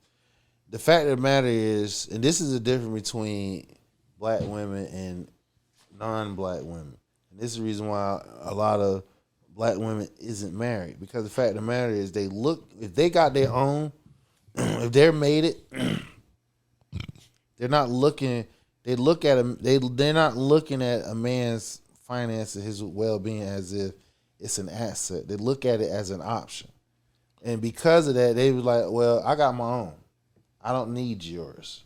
You know what I'm saying? Which, if you want to mate, if you want to be in a meaningful relationship, if someone is a potential match, whether you got yours or not, you know what I'm saying? They feel you should be able to compromise. But then again, when men was making the money and they was the big dogs, and the women was the ones that stayed at home, moms and stuff like that.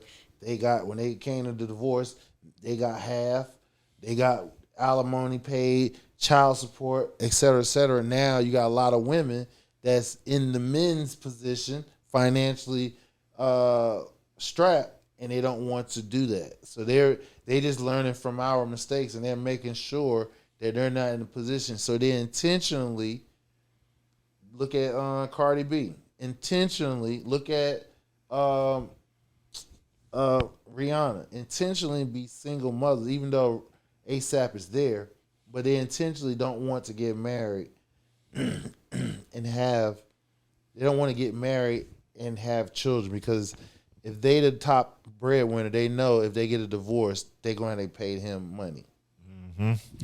Yeah. No, I just think this is a selfish stance from Ebony K. Williams, because while you're talking about your money, you're thinking that the money replaces the masculine role in your child's life, and it's just a false sense of security.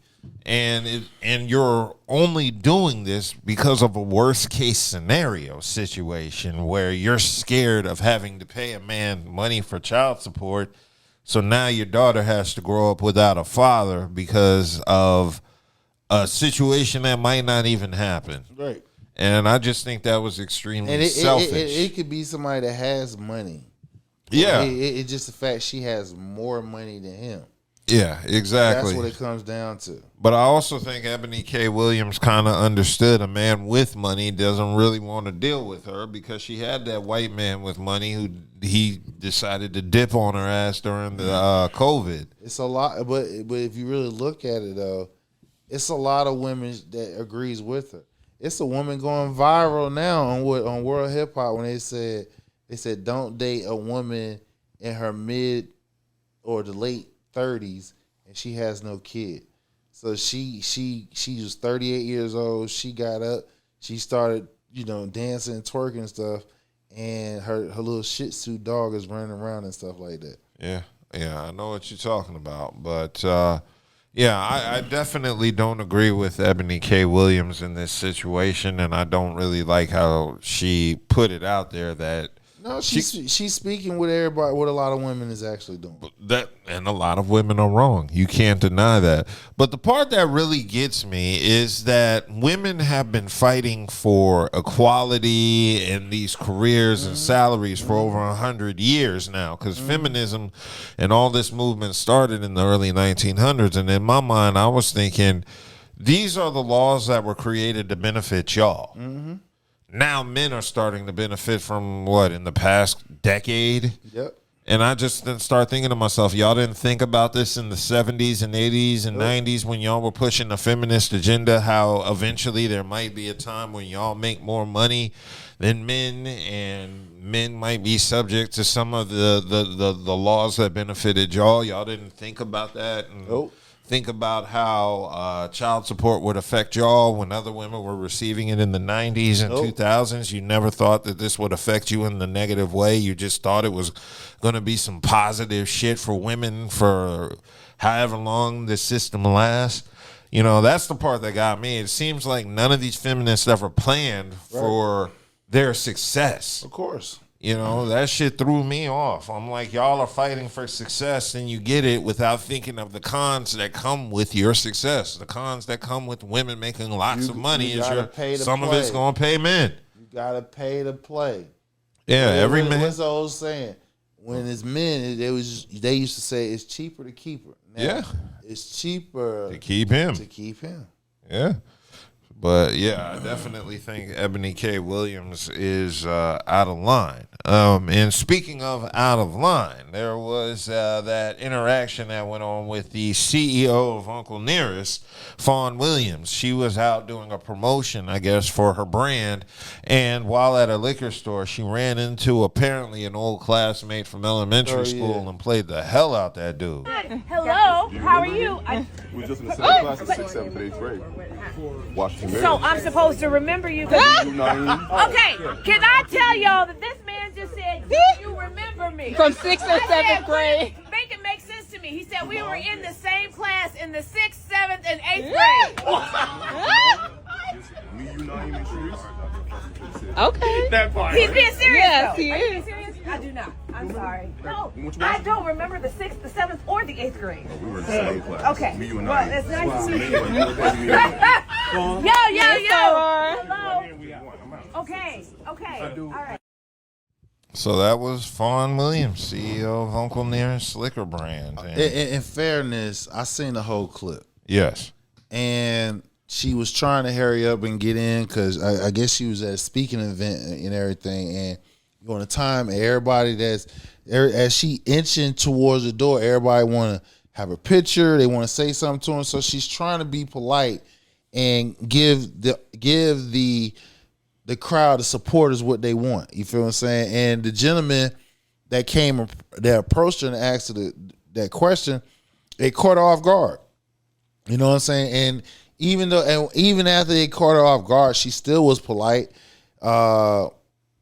Even though she announced that, she wanted to make sure that, you had a lot of cameras and stuff like that. So people take shortcuts, snippets, sound bites, and they post that. So she still was polite towards him and everything. She didn't do anything. I felt like she didn't do anything embarrassing to him. Him, on the other hand, he's not crazy for doing it. Two things can be true once again. She honestly didn't know him or remember him because, like I said, a lot of people, I don't remember shit that happened last year. If it's not significant for me to remember, I'm not going to remember. Okay, that's just facts. For him, it was significant for him. That's why he remembered her 6th, 7th, 8th grade. He liked her. You feel what I'm saying? So because he liked her, he remembered her. So two things can be true. He remembered her, and he thought like, hey, let me shoot my shot. Let me see, if she actually remembered me. She didn't. One, because she ain't had time to think. She's trying to get in the damn door to the speaking event, and she's trying to address, all the fans out there. Give them their pictures, sign autograph, and everything. And that was the moment that he asked her a question that would have caused her to pause and think. So when you moving like that, you want to keep the flow going, and you don't want to look stunned or surprising because that would have might amplify it even more. You feel what I'm saying? Probably made the situation even more uncomfortable unintentionally. So she was just trying to keep everything transitionally smooth. I didn't see she did anything wrong behind it. Okay. Well, yeah, basically, as y'all saw, people were saying she came off as cold and dismissive. And it looks like this happened, in front of the liquor store. And he claimed she barely looked up when he offered her a gift of her favorite cigars and said, she says, I don't have space for that. So this was another interaction. And I mean, again, she didn't take anything else for nobody. Everybody else probably bought something of hers. You feel what I'm saying? So if she started taking his gift, not knowing what's in there, because he could be fanned out. You know what I'm saying? Probably got something in there that can actually hurt her. Don't know that. So it's not safety-wise, it's not good to take something like that because we got some crazy-ass people out here. And then if she started taking his gifts, guess what else? If everybody else start asking her to take gifts, now she got to take gifts for everybody else because the first person that she denied of taking a gift, they're going to say something negative about her. So again, she didn't do anything wrong. She couldn't accept his gift because if she accepted, one, she would have known what's in there. Something could possibly in there to hurt her. You feel what I'm saying? 2, which could be 1. Now she got to accept gifts for everybody that's out there. Because what she did after she passed him, she said, well, let me go down the line and let me give everybody a hug and take that picture. She's trying to accommodate because she knew that situation was uncomfortable. Okay, well, this interaction involving the cigars happened at a book signing a few months back. So this wasn't the interaction that I just showed on the clip. So that was with somebody else. This is another interaction previously she had with a supporter where the supporter felt she was being cold and dismissive at the book signing, and what she said after he offered her cigars in a good gesture that she doesn't have the space for that. And then this reaction on camera with this man where she actually went back on the internet and apologized. She issued an apology to the man involved and said it was an awkward moment that was clipped out of context. And she emphasized that she makes an effort to engage with people at public events and has never turned away anyone. But she issued an apology saying she understands why that man felt dismissed and expressed regret and sincerely apologized to him. So this is one of many incidents this CEO is having with some of her supporters. So again, I think personally, I think she's just a mean girl. I don't think she mean. I just think that you if you're a public figure, you have to have some type of parameters around you. Yeah, especially let me cut you off. Especially if you are engaging with your supporters, you have to have some type of consistency. So, what's the consistency she showed? She's mean. She don't have good customer service. I didn't take that she mean. I just took like when she's meeting people, she just trying to keep it basic. No. Take the picture, sign the autograph, keep it moving. So then why did she go out her way to announce what the man said to her? Did you hear what he said? He said he went to school. Okay. She tried to embarrass that man, and it bit her in the ass. And now she's copping pleas. And like I said, based on that book signing shit, she knows how to act when the cameras are rolling. Well, actually, I take that back because she don't. She did it with the cameras. Because I can tell you, based on that interaction, she's cold and callous. Because I saw that interaction, and like I said, I work in a field where I got to know how to talk to people. Right. And you got to have positive interactions with people. And I could see, based on that interaction, she just has bad customer service. She don't interact properly, maybe with that man. Maybe with men in general. I don't know if it's a man thing, but it's two men complaining or one man on camera. Two different men. Yeah. And it might be a man thing. I'm not saying it is or it isn't, but I'm just saying based on that interaction. Too many consistencies. Yeah. And I just thought she handled that terribly. Like, there's so many different ways you could have handled it. You could have just smiled, nodded, and agreed with the nigga. That's true. That's why I said, why did she go out his way? Like, did you hear him? That's the part that got me. I understand, like, and then I would have just rolled with it, right? And based off of that, it can be subjective. Like, hey, you did a little bit too much. I ain't gonna lie, that's happened to me before. I was at Best Buy one time about 15 years ago, and the dude working the register was a dude that had a room a couple doors down from me at Chidley Hall when I was at Central. The difference was the dude looked completely different because he had put on a lot of weight and I didn't recognize him. I remember sitting there that whole week when I was at the register. He was like, yo, man, it's good to see you. And I was looking at him kind of stunned because I didn't know who he was. He's like, yeah, we used to live a couple doors down in Chidley. And that's when I was like, oh, okay, cool, And that was it. It was like, okay, it's good to see you again, bro. I hope everything is good. And I spent the entire week going, who is that nigga?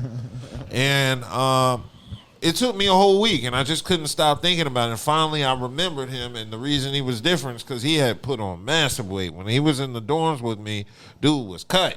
So that's why I couldn't remember him, because he looked completely different than what he was in the dorms. But I didn't make the interaction awkward. I didn't know the dude at the moment when I was talking to him. I just went along with it. Like, yeah, it's good seeing you, man. Hey, I hope everything is good on your side. And my number one thing is don't embarrass people if you don't remember them. Even if I don't know if they're lying or whatever, but it was just like, the last thing I want to do is embarrass somebody because they remembered me. Right. And obviously, if I don't remember this person and this person remembers me, I have an obvious effect on them that they would remember me and call me out if I don't remember them. So the least I could do is just keep it cordial with them, not make them feel bad for calling it out. Or just you could have kept it cordial and still think at the same time. You know exactly. But I felt like she went beyond the Call of Duty. Like she clowned this nigga. Like, yo, this nigga here. Did you just hear what he said? Exactly. That's why I said she was being extra with it. So I personally think she's a mean girl just based off those interactions. I'm not saying she's a bad person. Gotcha. I've dealt with my fair share of mean girls. Yeah, and based off her actions, she fits the profile. She fits the profile. But I wish her the best for her brand. I'm not gonna sit here and say she's a bad person. Right. It just got 2 incidents that's super questionable of your behavior. She's just bad customer service. She's maybe not personable, which is not the worst thing in the world. Nope. Okay, I wanted to move on to music because I know you mentioned earlier you have not heard Nas and DJ Premier's Light Years. I was trying to listen. I got one in and yeah, this gonna have to grow on me. Yeah. So I took time yesterday because it came out on Friday, and I listened to the whole thing, start, first track to the outro, and I will say it's a good album. It's a good album with Nas and DJ Premier, but it is definitely not the album we were expecting. Right. It's not classic status. There are a few missteps, mainly on the production side with Premier. Nas, to me, lyrically is in top form. I think he was killing it on a lot of the songs lyrically. And for the most part, DJ Premier was too. The production was actually decent. There were just a couple missteps on a few of the songs that overall I think took the quality down. But if I had to give it a rating just off of my first listen, I would give it 3.5 out of 5.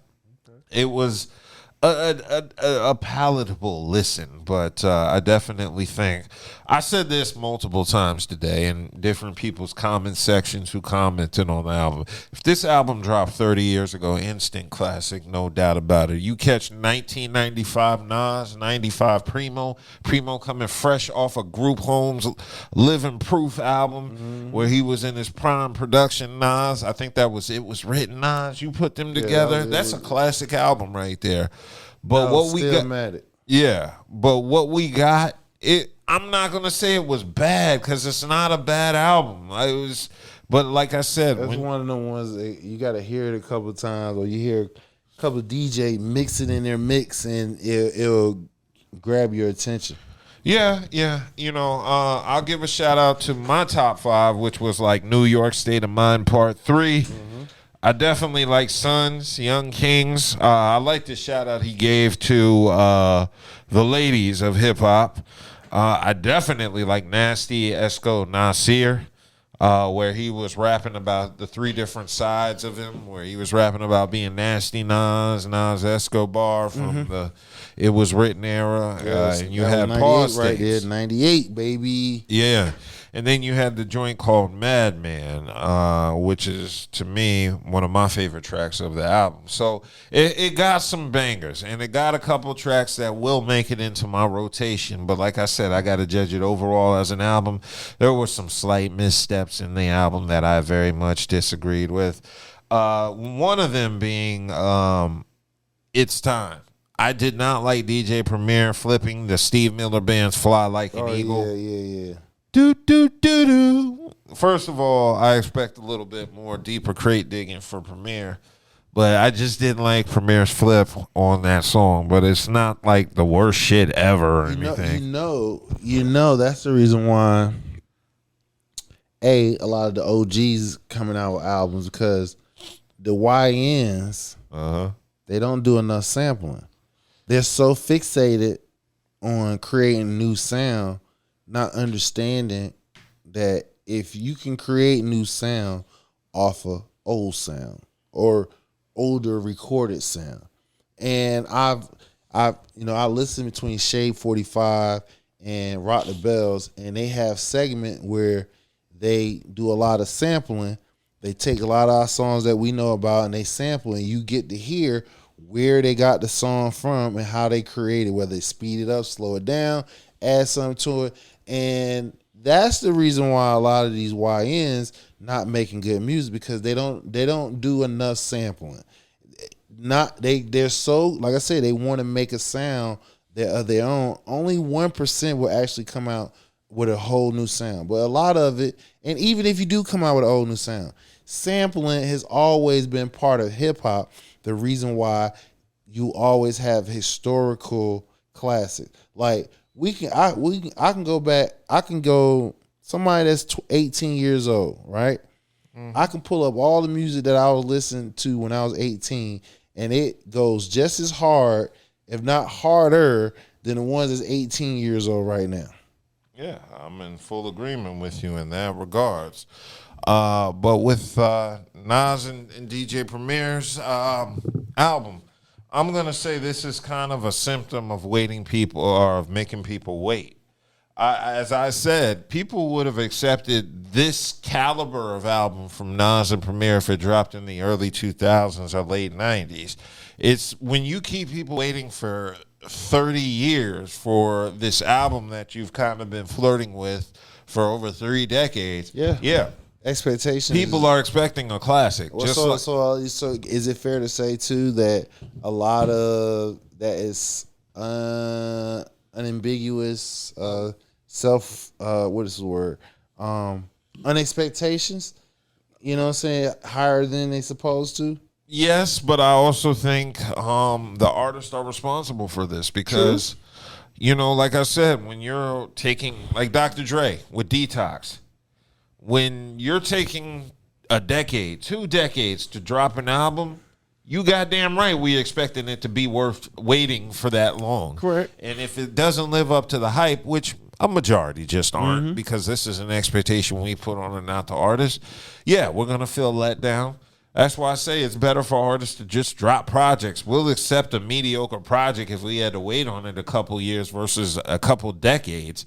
Look at Andre 3000. If Andre 3000 ever drops a solo, that shit better be a classic, bro. Because if it's anything less than a classic, people are going to be upset and say, this is what I waited 2 decades, 3 decades for. Well, they already giving it to him because he played the flute. Yeah, exactly. And then that would be another reason why if we hear he's dropping a solo album of rap, yeah, nigga, that shit better be a fucking classic. Top of the line, nigga. As soon as I put that shit on, I'm automatically.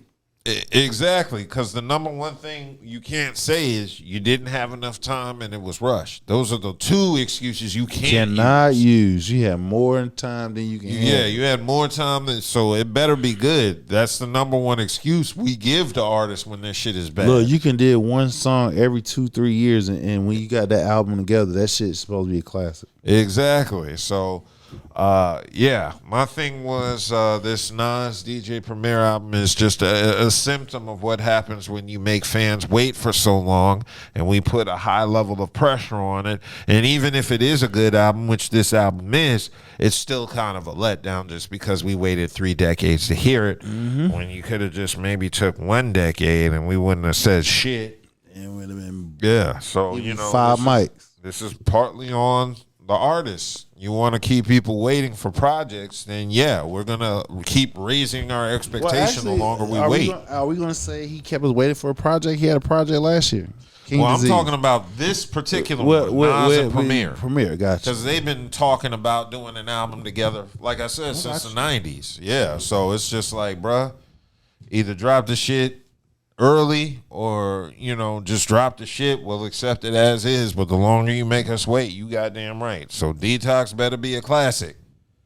3 Stacks, that shit better be a classic if you ever drop. It's probably better for you not to drop because at this point, I don't think there's any music you can do that's going to live up to the fans' expectations of what we expect from you.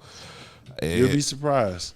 I mean, we'll hope. I mean, I'm hoping for the best. I don't. Of course. Yeah, but I mean, you know, sometimes you create expectations that you're not able to fulfill by making people wait. Right. So it's just better to get the shit over with so we can be disappointed early versus waiting 2-3 decades. I waited up for this shit here. Yeah.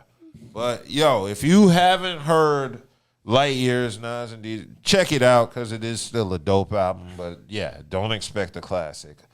And with that being said, I don't need an essay to tell me if something's dope or not. You know, I listened to Illmatic, It Takes a Nation of Millions, and all the classic hip-hop in the 90s, and it was dope to me on the first listen. I didn't need a bunch of people convincing me that something was wrong or I needed to. As soon as you hear it, yeah, it's like I knew it was a classic or I knew it was a good album as soon as I heard it. Classic is another discussion, but yeah, I think it's a good album, but you're not going to convince me that the Nas Premier album is a classic. It's not a classic, but it is a good album. But it's just a few missteps on there that I definitely could have done without. But with that said, moving right along, Conway dropped his album, and I took the time today to do the same thing and listen to it start to finish. I took time to listen to Conway, You Can't Kill God with Bullets. And you know what? I've been giving Griselda a hard fucking time all of 2025 and maybe a portion of 2024 because I thought the projects they were dropping were really subpar. But I'm not going to lie. This album was pretty damn good. I like it slightly better than Nas and DJ Premier's Light Years. But more importantly, this plus West Side Gun's release, and I think there was a release earlier that made me say Griselda is back in top form. I've been giving them a lot of shit over Summertime Butch and all that other shit. All right. But I give props when they're doing right. Griselda's last couple of projects have been up to par, and I definitely think they're back. I was a little pissed with that 52 fake out from Stove God because they made it seem like his album was going to be dropping, but it was just a single that dropped, and we're not getting his album, from my understanding, until 2026. So I was a little bit pissed over that, but I'll get over that when it actually drops. But aside from that, yes, props to Griselda for West Side Gun's last album and this Conway album because I was pleasantly surprised. I was thinking y'all ain't have it no more, but y'all definitely do. Shout out to them. All right. Okay. Now, the Game was on Club Shay Shay, and the Game decided to air out his grievances with Compton, and he was admitting that he believes he's the best rapper to ever come from Compton. You still the best rapper from Compton? I'm definitely the best rapper from Compton. Definitely? Definitely. Who's the best rapper on the West Coast today? Game. Damn, that was quick. Yeah, it ain't. That's it. Ain't nobody getting at you? Can't nobody out-rap me, man. And anybody that knows will know. Because people can't, even if you are, like, no one can do what I can do. Like, no one has my skill set. Because not only do I have the ability to wrap circles around people, I'm also with all the bullshit, too, if it came down to that. So it's like I'm the best rapper in this town. Damn, Game. I mean, the OG, man. There's some OGs, some heavyweights. I mean, Cube, Snoop. I love Cube, but Cube can't out-rap me. I love Cube. And by the way, the reason that Cube can't out-rap me is because I used Cube's legacy to help me sharpen. Right. I use Snoop's legacy to help me sharpen myself. I use Dr. Dre, NWA. So it's like those guys came before me. You know what I'm saying? So it's like Kobe, right? You know Kobe watched Mike growing up. For sure, right? Absolutely. But you see the way he walked? You see the way he chewed that gum? Okay. He got the wristband on his elbow? Now, Mike, in Kobe's prime, Mike couldn't hold Kobe. No. But that's because he came before him and he done with it. Right. I'm not saying if I was in 1992 with Cube might be able to, go crazy. Right. But right now, like, nah, it's not a rapper on the West that's better than me. That's Code Shannon to get $50 in lineups after you play. Okay, so that was the Game basically saying he solidified and is the best rapper from Compton. Do you agree? Did he win any Grammys? I don't even think about those when we have this discussion. Did he win a Nobel Peace Prize? No. He ain't the best. Now, is he one of the top end Compton rappers? Top 2? Right now, yeah, he is. Yeah, he top 2, but he ain't number 1. First of all, did they mention Ice Cube? I didn't know Ice Cube was from Compton. I thought they said he was from South Central or some part. I thought they always. I don't know the mixture of L.A., which is sad because all my relatives in L.A. are probably cussing me out. Yeah, of course. Compton is in their own spot. Yeah, I know that. So, yeah, because I got family in Compton and Carson. Right. So you notice he ain't say K-Dot.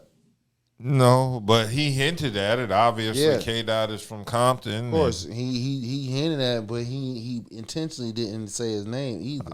No, he you know the game. The game is a name dropping, hinting motherfucker. So he said Kendrick's name without saying Kendrick's name. Right. He did it in the games. But he's top 2. He's top 3. He's top 2, but he's not the best. That's K-Dot. And then, like I said, you really dope, real talk. I can see Q is up over him. Yeah. I mean, in terms of like overall discography, I give it to Ice Cube. Of course, because he got a longer discography. Well, not just that. I just think Cube's classics outweigh the Game's classics. I think America's Most Wanted and Death Certificate are better albums than The Documentary and The Doctor's Advocate. And I love The Doctor's Advocate. That is like my favorite album from the Game. Okay. Yeah, the Game is like one of those artists that I had to learn to separate the personality from the music because I really love the Game's music, but I hate the Game's personality, and he was one of the first artists to make me realize I can like somebody's music without having to like them as a person. And, because growing up as a teenager, you just liked artist music, which means you automatically like the artist, and no matter what fuck shit the artist did, you would always defend it just because you like their music. The Game was the first artist where I learned to separate that shit from, and it allowed me to enjoy more other artists in the future. But I definitely agree the Game is the top rapper from Compton. Yep. I personally like the Game over Kendrick Lamar, but that's a personal preference. I don't expect everybody to agree with me on that. I'm not a huge Kendrick Lamar fan. Okay, outside of that, just the music, his discography he got his class album better than the Game shit. Yeah, it might be. I just don't listen to enough Kendrick to know. That's the thing. You need to listen to. I've tried, bro. I tried. Like I listened to that album. Damn, that was the only Kendrick album I've listened to start to finish. I think it was 11 tracks, and I was just ready to hear something else. The only reason I listened to the whole thing is I was on a road trip, so I said, might as well listen to the whole thing. You got nothing but a couple of hours to kill driving, so I listened to it, and by the time I was on track 8 or 9, I was just like, man, let's just get this shit over with so I can listen to something else. I just can't get into Kendrick Lamar. I don't hate him. I don't think he's whack or anything. He's just not my cup of tea. Gotcha. And I really wish I could put my finger on why that is. There's nothing wrong with that. I mean, sometimes it be like that. Yeah, I just can't get into his music like that. But, I don't have an issue with the Game saying this, but I also think because of who the Game is, he's going to be using this as a kind of platform to go at Kendrick in 2026 just simply because it's going to garner attention from him because I feel like that's the type of person the Game is. Right. Okay. Moving right along, I wanted to get into sports. Now, I was thrown off today because I kept refreshing my YouTube feed, waiting to see the NCAA football pregame, not realizing that the damn season is over. My dumb ass. I'm like, yo, where is it? Every fucking Saturday morning, I bring up the some sort of pregame, and it wasn't there. College game day. Yeah, college game day, and I kept checking. I'm like, where is it? And then I looked at subscriptions, and then finally I just said, Alexa, what college football games are playing. She said, nigga, ain't nothing playing. That shit been over last week. Last week we had a conference championship. And then Alexa lectured me because she said I'm supposed to keep track of shit like that for the podcast. Mm-hmm. Yeah, so I didn't know there was no more college football. So the big news out of college football, your boy in Michigan.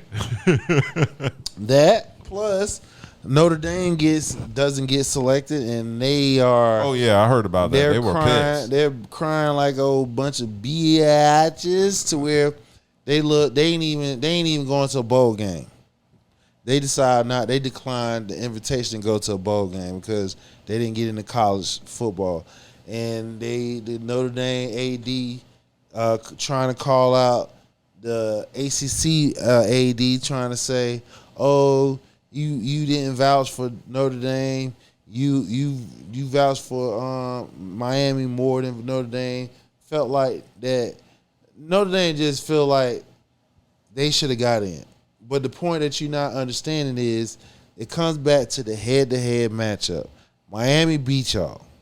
And they beat y'all, that forced them out. Now, some could come up with an argument saying they're a 3-loss team, Alabama shouldn't come in, but then you're going to penalize them for they lose the conference championship. Notre Dame don't have a conference championship because they're not in no conference. So that's a 1-2 strikes on Notre Dame. So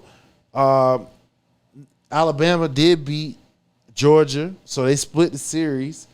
So they got in. Notre Dame didn't, and they saying, "Oh, we having issues with the coach to where once they got wind, other conferences got wind how Notre Dame pretty much gonna try to flex his muscles because the main reason why, if people know the content, why Notre Dame football, every other sport is affiliated ACC except for football, it's independents because they have their own brand and they don't want to merge with a conference to where their brand gets sucked up with the ACC and they got to split money with them because they got their own television on CBS, I think NBC or CBS, one of them when their games come on.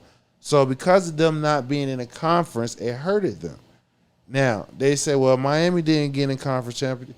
That's true. They didn't get the conference championship. They lost. But what we got to go off, head to head, Miami beat you. God damn. Damn shame. So we got number one is Indiana. They the top overall seed because they beat Ohio State. Number 2 was Ohio State. Number 3 was damn it, Big 12 champion. I forgot who the Big 12 champion was. Number 4 was Georgia. So they got a bye. And then let's see, they got teams that got in like James Madison, Tulane, that other people holler about it shouldn't got in because they got a conference championship. So the 12 is out there. This championship start next Saturday, and we're gonna see. We're gonna win that joint. Cool. Go Canes. Yeah, go Canes. Okay, I wanted to move on to boxing because Clarissa Shields was in the news. She did an interview recently with Fight Hype, I want to believe, and she's basically talking about the near future, saying 100% she's having a baby next year in 2026. She's already discussing the gender of what type of child she wants, and I'm just wondering if Papoose got the memo about this whole game plan because she's speaking so matter of fact about it. And doesn't she have an upcoming match coming up? Yep, that's the reason why she said next year. Yeah, so she wants to get 2-3 fights out the way, and then she wants to start her family. So I was just thinking, wow, Papoose is still married, isn't he? Yep, because she has not signed the damn paperwork. And I'm just like, hey, I still give Clarissa props for at least planning the shit and not going at it like Cardi B while still being married. But Yeah, I think it's a little odd for her to be sharing that publicly. While Pap is still married. I just thought it was. They're not in North Carolina. Yeah, definitely. They're not in North Carolina, so they good. They're safe. Yeah, so she's saying she didn't want to wait until the late 30s or 40s to raise children. She wanted to be able to run at the park with her kids. God, I hate this. Motherfuckers think you just crippled at 50 and shit. Yeah, but you ain't running either. Yeah, but you ain't gonna be chasing 2-year-olds around. You gonna have to if you had kids that late. Not if you throw something at them and triple. No, you can't because you gotta catch up to triple. No, you can't. They're not. If you got a bad knee or a bad ankle and you can't catch their little asses, yeah, they gonna outrun your big ass. If you get up to 50 and you ain't keeping yourself in shape.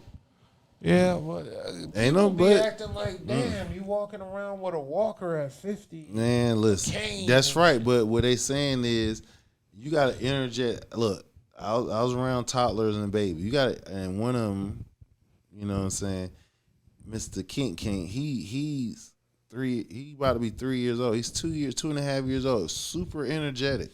Like you cannot keep your eyes off of him because he has no fear in his heart, and they full energetic. You got to be on point. There's no relaxation. Only time you relax when they ass is nap. When they taking a nap or they in the bed for the night. That's the only time you relax. Other than that, when they up, you gotta be on point. That could be tiresome for somebody that's at 50 plus. Understood. Well, hey, if versus being in your late 20s and 30s. I get that, but I mean, people act like, oh, I'm not chasing them around in my 40s and 50s. No, they not. Shit. You know, most people in their 40s and 50s, they kids grown. Yeah.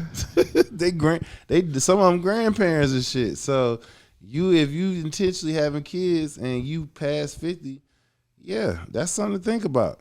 Shit. Unless you are in a gym. Now, if you're in a gym, that's different. Because that means you still exercising and you pretty much in shape, so you can do that. But if you're not, you just a regular Mary and Joe, that can be tiresome. Yes, indeed. Okay, so we're going to go ahead and move to the NFL. There's a couple stories going on in the NFL. Shador starting for the rest of the year. Of course, that was a given. Like I expected that. Like I said. Who do they play tomorrow? They play... And... Damn, I didn't write it down. I wrote the whole shit. Oh, yeah, there it is.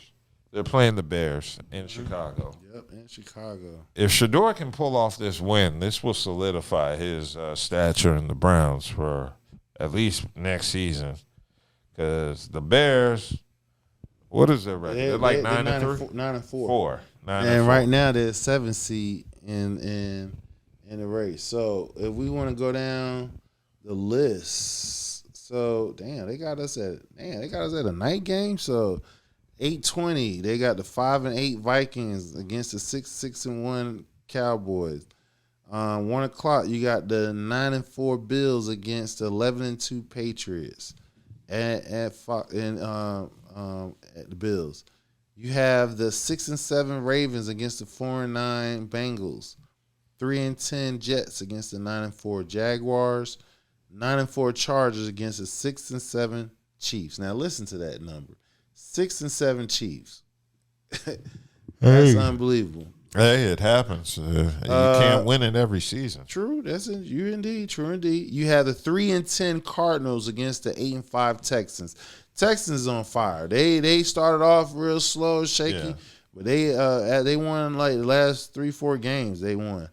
You have the 3-10 Browns against the 9-4 Bears. Bears need this win to stay in the race for the NFC North with Green Bay, since they lost to Green Bay last week. You have your 3-10 Commanders against the 2-11 Giants. Who you think gonna win? It could go any way at this point. Right. We got Mariota and they got your boy in. Who? The quarterback for the Giants. Oh yeah, Jackson. Dart. Always getting his ass popped. So they going at it. Then you have the 2-11 Raiders against the 8-5 Eagles. The Eagles are reeling because last week Jalen Hurts had not one, but 2 turnovers in one damn play. First time in NFL history that has ever happened. I thought they said it happened in the 70s. Okay, well, 2 times then. Well, it hasn't happened in a long time that a person has he had an interception, got it back, and ended up fumbling all in one play. And he had a total of, 4 turnovers? 4 turnovers. Oh, yeah. And they on a 3-game losing streak. They look very eerie like how it was 2 years ago when they had a 7-game losing streak total collapse.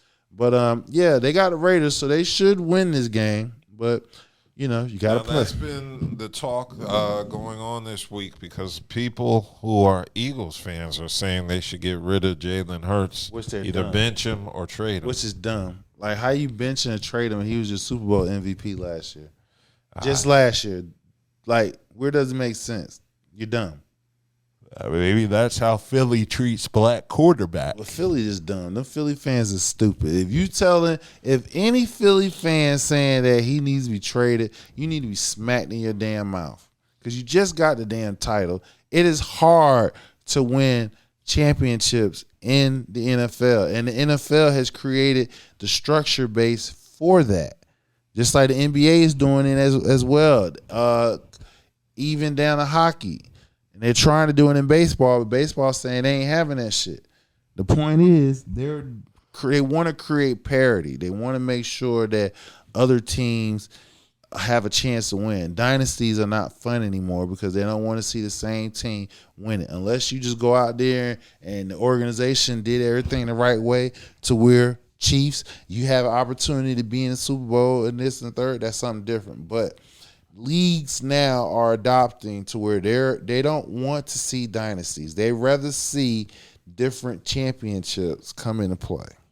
Exactly. So I think the Philadelphia fans are acting a little bit spoiled. Right. So then you also have the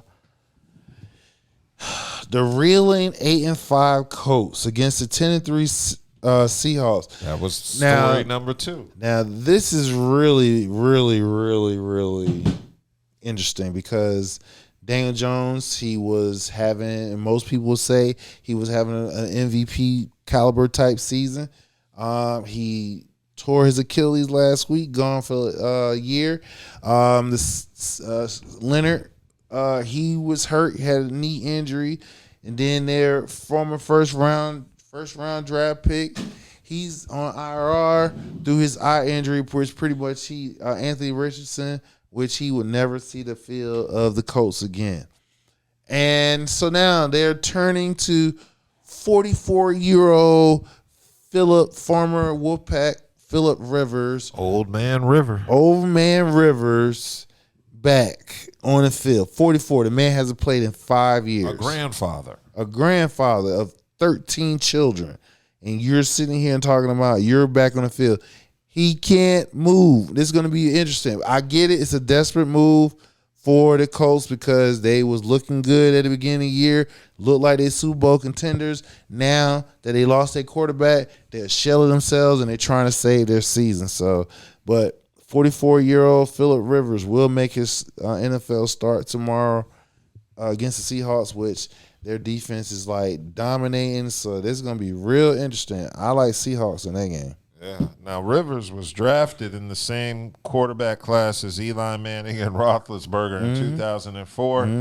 Played mostly 16 seasons with the Chargers, which is where I remember him, and 1 season for the Colts before retiring. So now with Rivers coming back into the game, Matter of fact, he was part of that famous trade with Eli when Eli got drafted. Oh yeah, when Eli got drafted by the Chargers, and the Giants drafted Rivers, right? Exactly. Giants drafted Rivers. Eli and his dad said, "We ain't playing at the Chargers," and they forced the Chargers to make the trade with Phillip Rivers. So Phillip Rivers went from the Giants to the Chargers, and motherfucker Eli went from the Chargers to the damn Giants. So the next time I hear anybody, especially black folks, talk about nepotism, talk about how they got what they want. This is a prime example right here. They made that trade. But go ahead. Yeah. All I was going to say was Phillip being with the Colts. He led them to an 11-5 record in 2020 before a loss to the Bills in the wild card game. So he's had success with the Colts, and who knows? There could be a possibility he has success with the Colts again on this game tomorrow. Yeah. So we got some more games. We got some good games tomorrow. So we got the 9. See that Denver game. Yeah, the 9-3-1 Packers at the 11-2 Broncos. For them to be 11-2, they are one of the most not taken serious team. What, Denver? Yeah, people still don't have them like Super Bowl contenders. Yeah, I can see it because they were unexpectedly successful. Got you. Then you got the 2-11 Titans against the 9-4 49ers. You got the first place 7-6 Panthers against the 3-10 Saints. Panthers hold the driver's seat to win the division and get in the playoffs if they win this game. Because since Tampa Bay had lost Thursday night to Atlanta, walk-off field goal by the Falcons. Then you have the 8-5 Lions against the 10-3 Rams. I need the Rams to beat the Lions because the Lions beat us last week. So I need them to beat. I need them to beat the lose. We beat Minnesota, so we can be in the thick of things of the playoffs. Yep. And then, like I said, Thursday night the Falcons won 29-28. Then you got Monday night games 6-7. Dolphins against the 7-6 Steelers. Dolphins reeling off 3+ straight games. Steelers be without Watt because Watt had emergency surgery today because he had a punctured lung. What happened was he's supposed to be getting some type of therapy. It was reported he was getting some type of therapy with dry needle, and it punctured his lungs. So he had a collapsed lung. He had to have surgery. So he's out for Monday night. TJ Watt. Cool. Well, that's the NFL in a nutshell. Are there any other topics you? No. Nope. Okay, cool. Well, it was a good 2 hours and 42 minutes for the show. If you made it this far, like subscribe, comment, share. Hype them videos up on YouTube. Yeah. Remember, next week the week after that is Christmas. Right. Yeah. We'll worry about that next week. Make sure y'all get them. We almost close. We need them 10,000 subscribers so we can go in, have a live. We can have a call in so the subscribers can call in, give y'all voice chat. We're going from there. Let's go. Yeah. Cool. Peace. Peace.